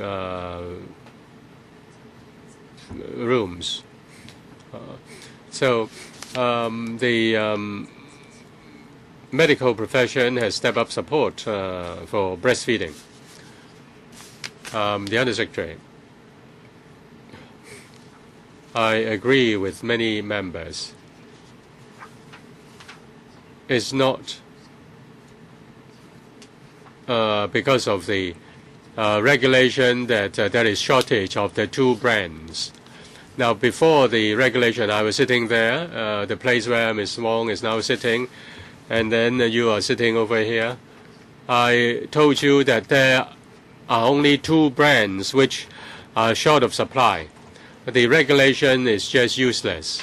It has been having a shortage for many years. Now some ask you not to put this brand in the public hospitals. I agree. Some members asked to restrict the advertisements. That may send you into litigations. Now, you just remove. You just impose a regulation on these two brands. It's only these two brands that have shortages. Well, let's see who will go first. I dare you. The regulation is useless. Now, if 1.3 billion people are coming to Hong Kong to buy powdered formula, if we just make a profit of $1 per tin, our treasury, our coffers will be, public coffers will burst into the seams.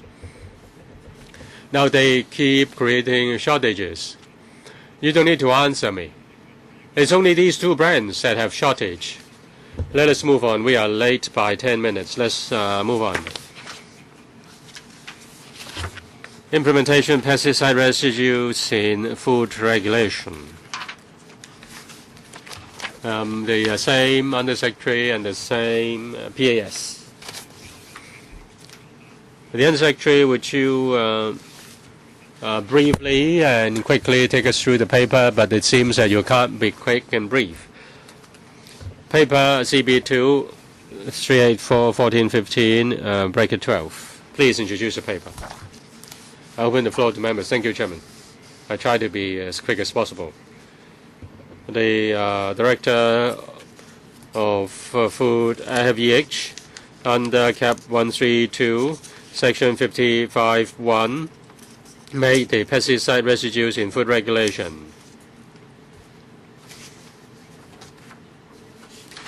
The Council, in June 2012, finished the study, and then after the grace period of 2 years, it came into effect on the 1st of August 2014. It strengthened the regulation of pesticides in food to protect public health and promote harmonization between local and international standards. The regulation is based on Codex as a backbone. Schedule 1 lists the maximum residue limits and the extraneous maximum residue limits. And Schedule 2 lists the exempted pesticides with no MRLs or EMRLs. The general principle is that except for exempted pesticides, import or sale of food containing pesticide residues with no specified MRLs or EMRLs in Schedule 1 is only allowed if the consumption of food concerned is not dangerous or prejudicial to health. The CFS, Center for Food Safety, basing on risk assessment, will decide whether the consumption of the food concerned is dangerous to health. Any person who imports, manufactures, or sells any food not in compliance with the requirements of regulation is in breach of law, is liable to a maximum fine of $50,000 and imprisonment of 6 months. With the commencement of the law on the 1st of August this year, we will monitor the supply of vegetables safe in Hong Kong. And let us look at the mechanism. The government has adopted a multi-pronged approach to enhance food safety. At the import, wholesale, retail level, we do the monitoring, and we also monitor the source. The mainland is a major supplier of vegetables to Hong Kong. The government and the mainland authorities have established administrative arrangements under which vegetables supplied to Hong Kong must come from registered vegetable farms and production and processing establishments under the supervision of relevant entry, exit, inspection, and quarantine bureau in the mainland. And also the CFS sends officers to inspect registered farms in the mainland to ensure the products supplied to Hong Kong are wholesome and safe.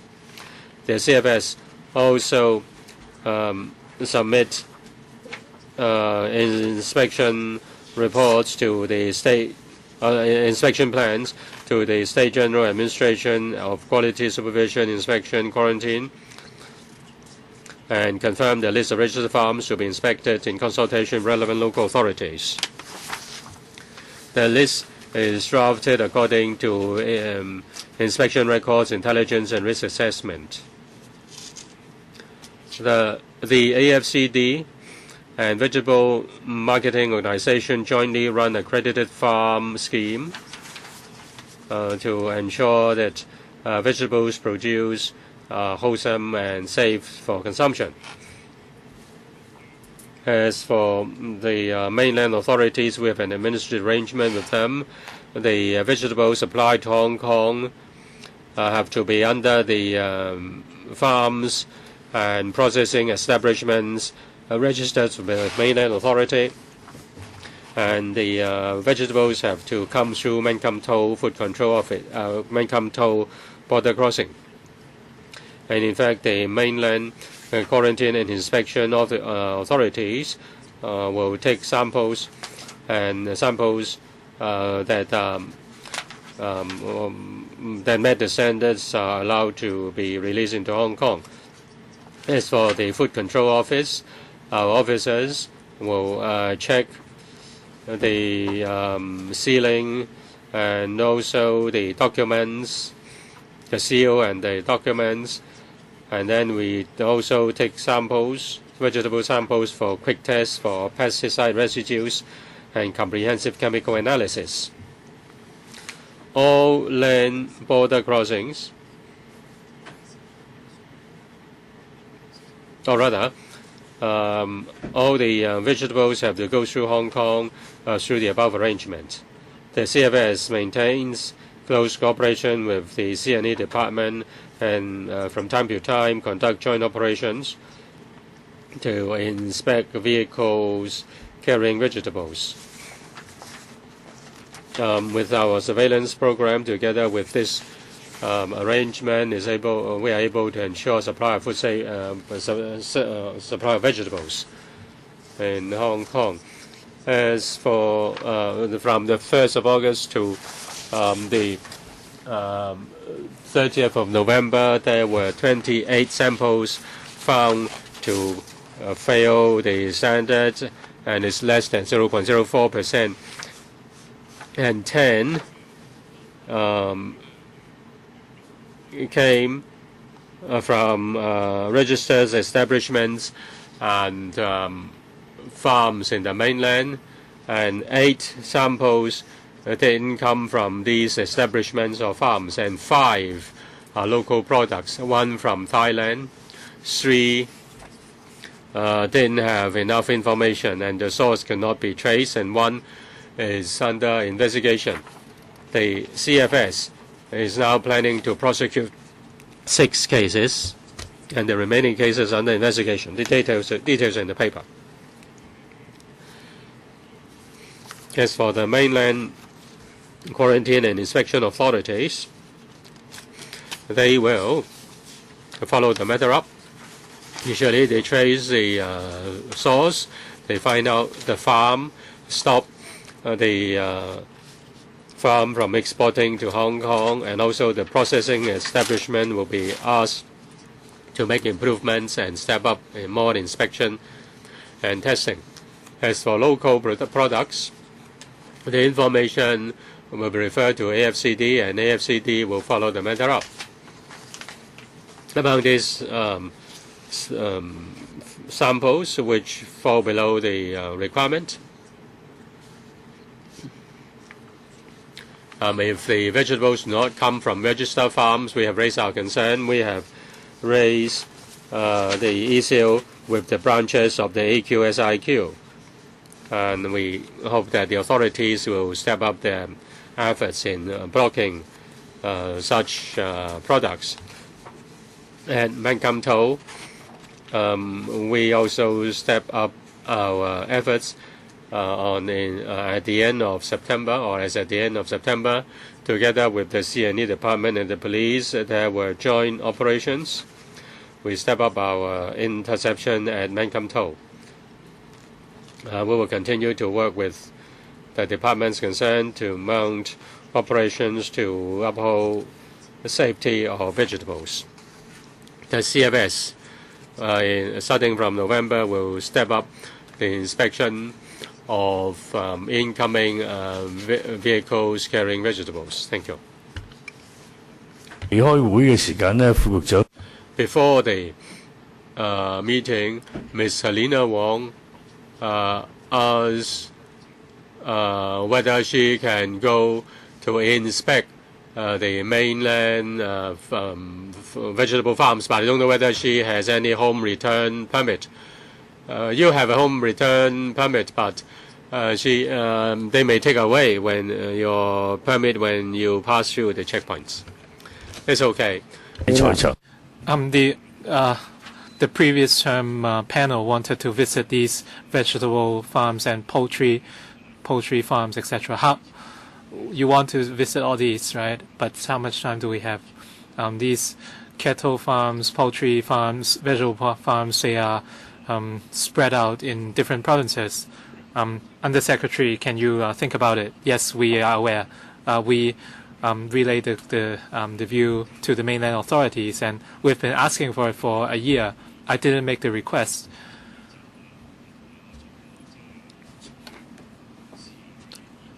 I've been an INED in a vegetable company, so I've visited a lot of vegetable farms in the mainland.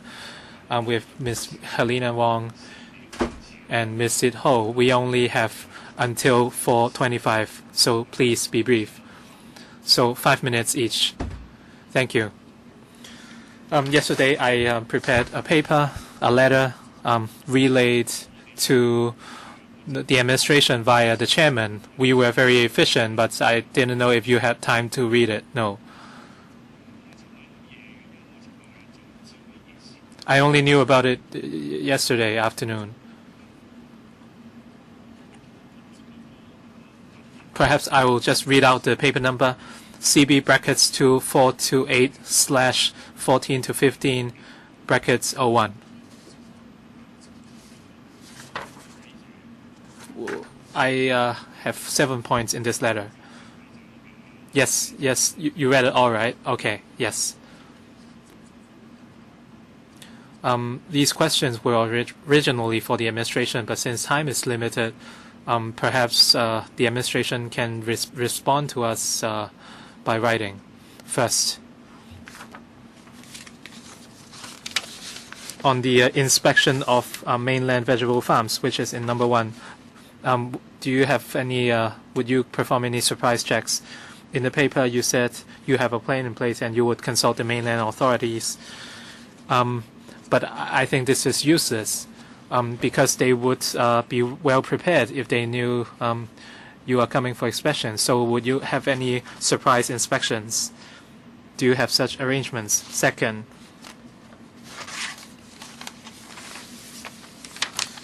we have a lot of substandard samples. We have 12 in total thanks to your efforts.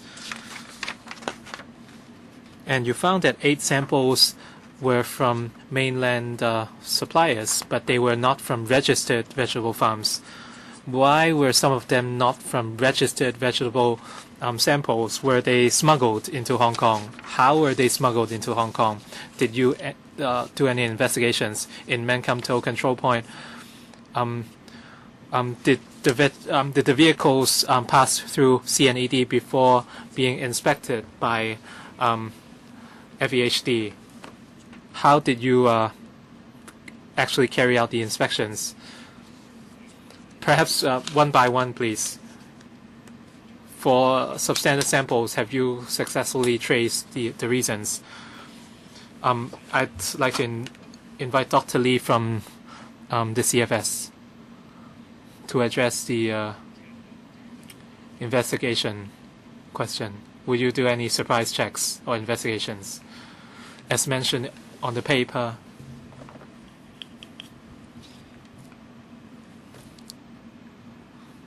our inspections are arranged with the AQ, SIQ in the mainland. We have not done any surprise inspections. We cannot do any surprise inspections actually, because even if we visit farms, they wouldn't know who we are and they wouldn't let us in. But if you are referring to joint operations with the mainland authorities, we've not done it. But this is one possibility we can consider for the future. And on the tracing mechanism, on stopping the vehicles, do you have any measures in place to prevent smuggling? How did the smuggled vegetables come in? How did the vegetables come in? Was it by smuggling?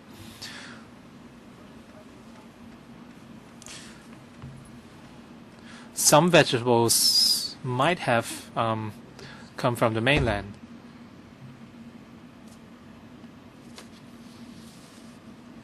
Perhaps the phone number might be a mainland number. We would when we try to ask the mainland authorities, the numbers might be unreachable, or that they might not be on the list of registered vegetable manufacturers. So possibly the vegetables did not arrive in Hong Kong via normal administrative procedures. Would you investigate how these vegetables come in, or did you fail to stop or inspect these vehicles? Did any vehicles come in illegally? As mentioned on the paper, we would perform random checks of the vegetable vehicles, and they are asked to stop and for inspection at our offices, control offices.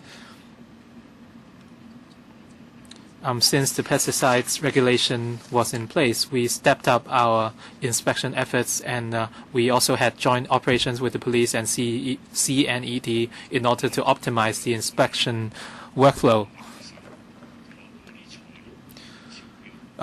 You obtained your samples from retailers and found that they were substandard. Did you ask for receipts from retailers? Because it's very normal for retailers to keep receipts. And is it that they didn't produce their receipts? Yes, sometimes they might, if they could not produce receipts, they might have, they could provide a phone number. If they couldn't provide anything, then it's a violation of our regulations. I understand if they have to clear their finances every day, and so is it possible that we cannot trace the person in charge in case of substandard samples? We can only do work according to the information they provide. The contact numbers they provide would be passed on to the mainland authorities for follow-up work. I'm just concerned with the. You said your approach is from farm to table, but right now there's a split.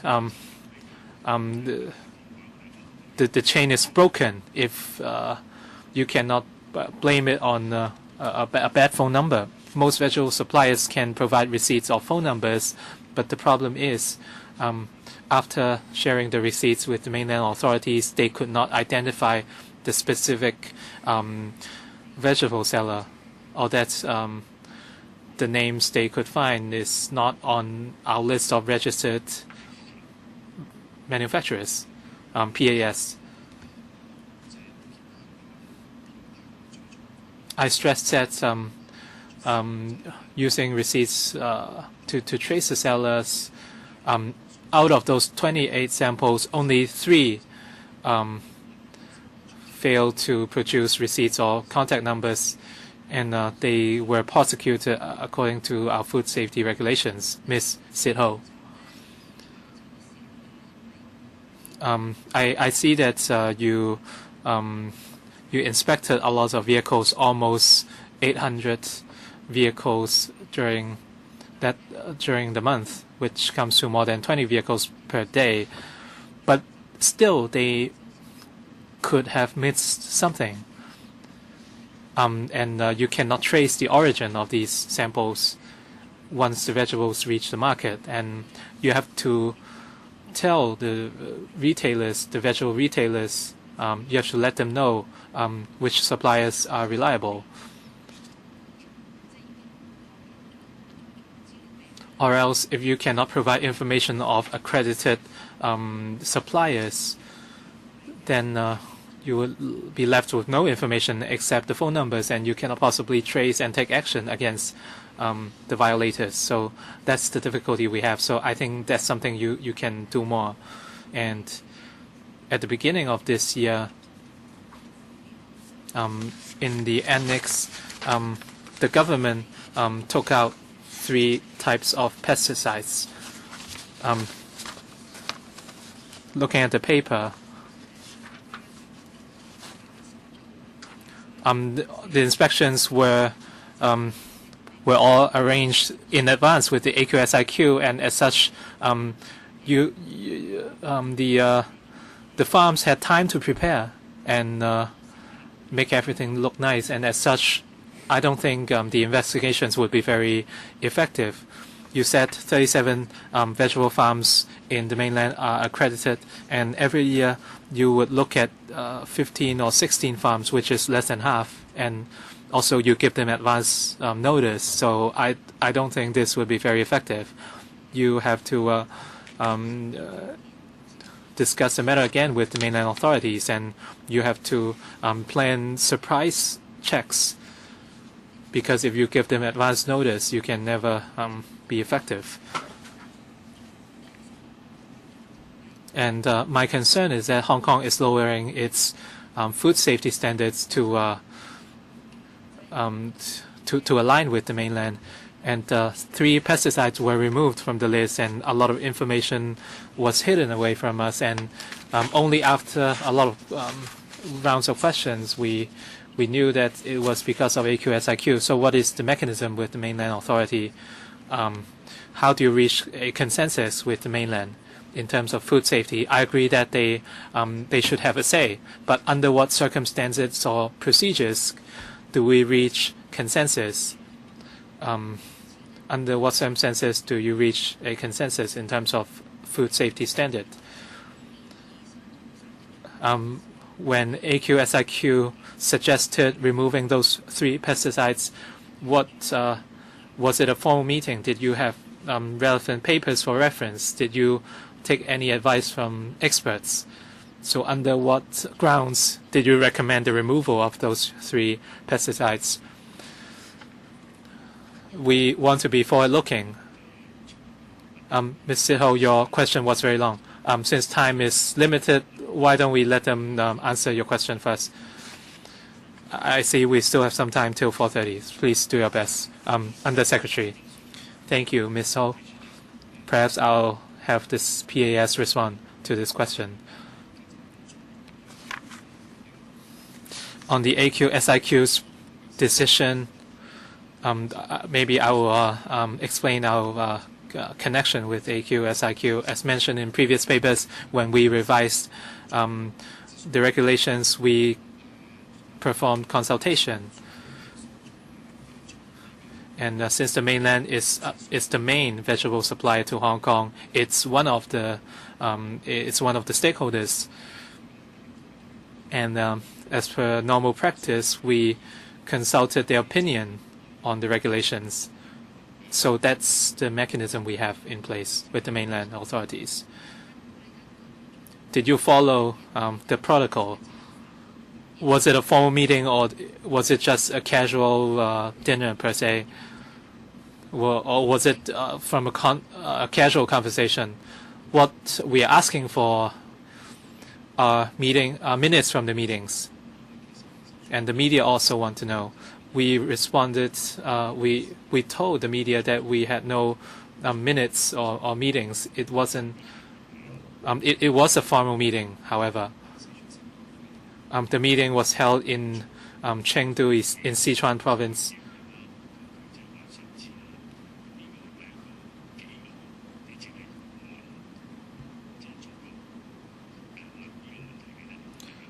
Was this question raised by China only? Was it raised by any other countries? In the Chengdu meeting, it was between us and the AQSIQ, and over the course of the revision or amendment, we consulted the opinion of other food importers. what about countries like America or Australia? Did you hold similar meetings? Because of geographical constraints, we didn't have any face-to-face meetings, but we did communicate. There was a process of consultation. You said they consulted consulates, but at the end, the consulate said nothing of that ever happens. So they were really busted. Mr. Kokaki, well, that's a joke. It's a scandal.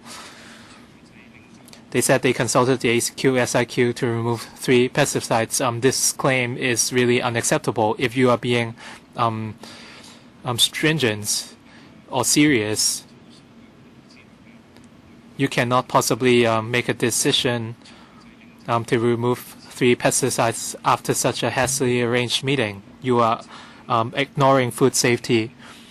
The administration's decision is extremely regretful. And through 2015, you said there were 15, you would check 15 vegetable farms, which comes to just a little bit over 1 farm per month. And you said you're already doing very well at management at source. This is another joke.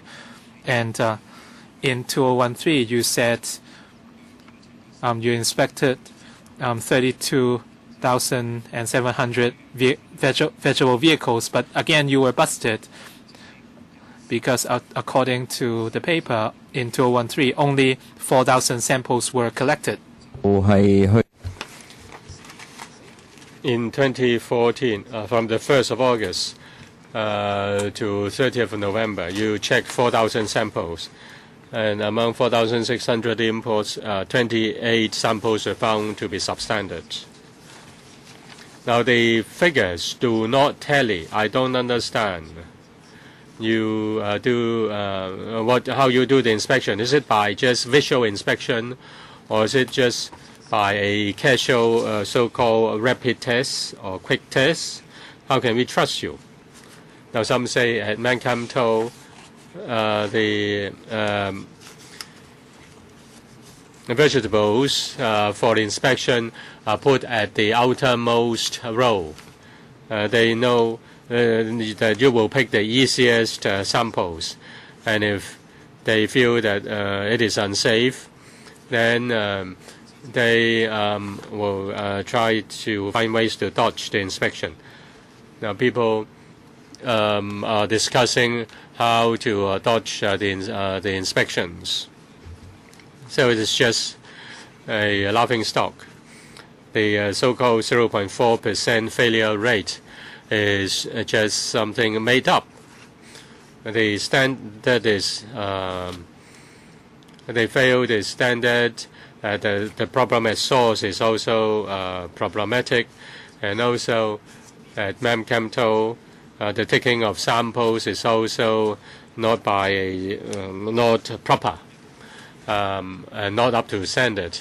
So you're just making up a story to make people feel that the vegetables they consume are safe, but in fact vegetables are not safe. When will you change, and when will you give justice to the people of Hong Kong so that the vegetables supplied to them every day are wholesome to consume, wholesome, safe to consume? I will say something, and then the PAS and the CFS can supplement. Now, let me speak on the principle. At the source, it is important to deal with the issue at source, and we also do inspection and testing at source, and we also have a monitoring program at the import point, at the import level, wholesale level, and retail level, and this system covers vegetables as well. The 28 samples, some of the 28 samples were found at that level, and we believe that this approach is appropriate, and of course we will continue reviewing the situation. We find the present arrangement effective. The PAS. I just want to make one point. Mr. Kwok says that our standard is not up to the mark, and therefore the testing results are not trustworthy. But in fact, the standards are set after a long process. It has been, the standards are scrutinized by many units, and we have made reference to the codex, the standard of codex, the standard of importing countries, and we've also done public consultation. I want to stress that the passing rate is 99.6%, and this testing, the testing standard is up to the mark. As for the testing itself, the CFS can supplement. Please be quick.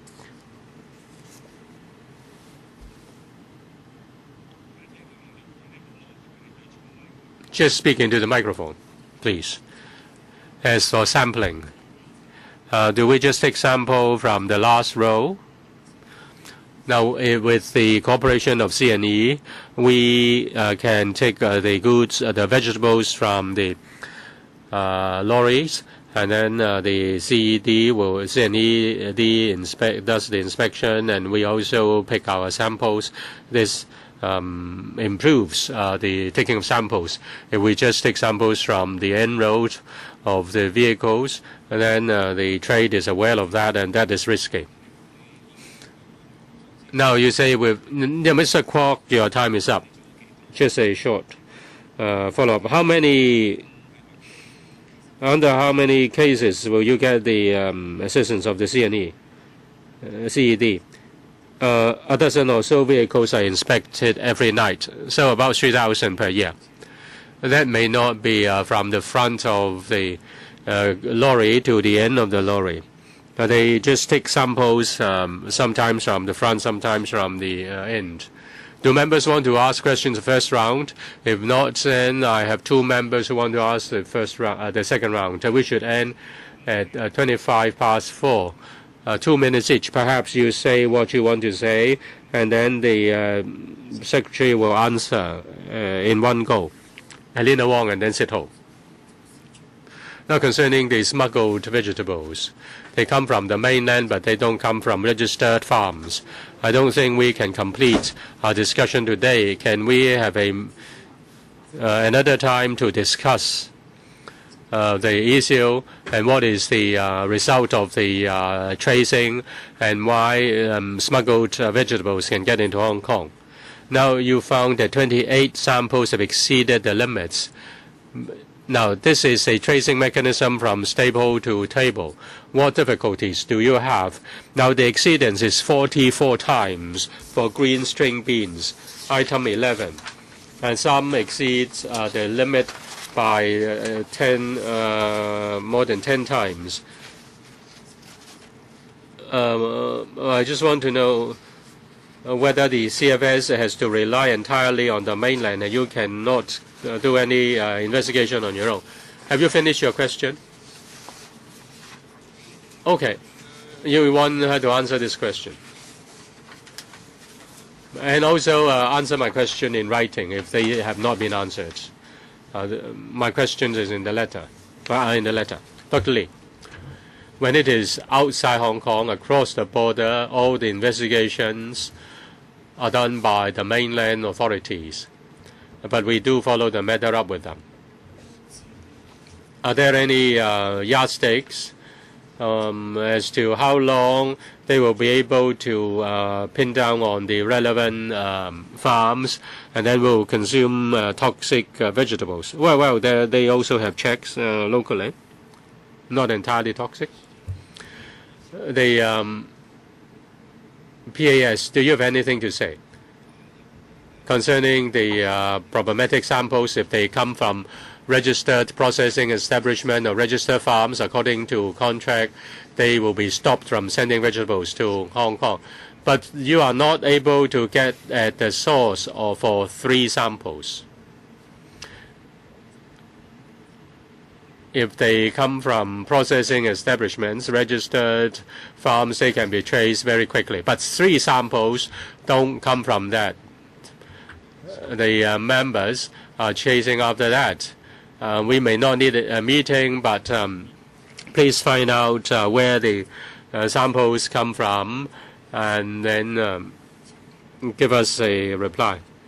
Of the 28 samples, how many have found the sources? Please answer in writing. What farms do they come from? What farms did they come from? And whether the farms had been stopped from supplying vegetables to Hong Kong. Yes, I just want answers in writing. Now, in Chengdu, there was a meeting with the AQSIQ. What that activity was it? What kind of meeting was this? Was there any document showing that the CFS has had arranged a meeting with the AQSIQ? If it wasn't casual, then there should have been an appointment or arrangement. My concern is that, in fact, it was not intended for this issue. But when you sat together, then some officials suddenly said that we were now using these pesticides. If you control that, many kinds of food could not be exported to Hong Kong. If you can show us any documents that you had prepared for this meeting, then I want to see that document. And you also need to explain why, without any scientific authority or any scientific literature, you accept the suggestion of the AQSIQ and that the pesticides were not very toxic, and you just cross out these 3 pesticides. Originally, these were in the schedule. There had to be reasons for them to be included. Suddenly, with the mainland suggestion, you cross them out. That's really not acceptable. If you do it that way, then our food safety will be just at par with those of the mainland. I just asked for written answers. Okay, can you supply written answers to that? Yes, we can provide supplementary information. Ms. Ho, in fact, the PAS didn't say that it was a casual meeting. Maybe the PAS can confirm that. Ms. Ho's question is that whether it was an item in the agenda, on the agenda. Do you have an agenda? Whether you have an agenda or whether you have the minutes is another matter. If they say it's not a casual meeting, if that is not a casual meeting, why there was no record? Why there was no record? Give us an answer. Was it a prearranged meeting for discussing the 3 pesticides? Give a full account in writing. Is it a regular feature that there is no record? If you have meetings with them without any record all the time, that's really scary. Now, when you have meetings with the AQSIQ, is it a common practice that there is no record, or there is always record, but for that meeting there was no record only? Now we have passed the scheduled time. We now come to agenda item number 6, AOB. We have no AOB under that. Meeting adjourned.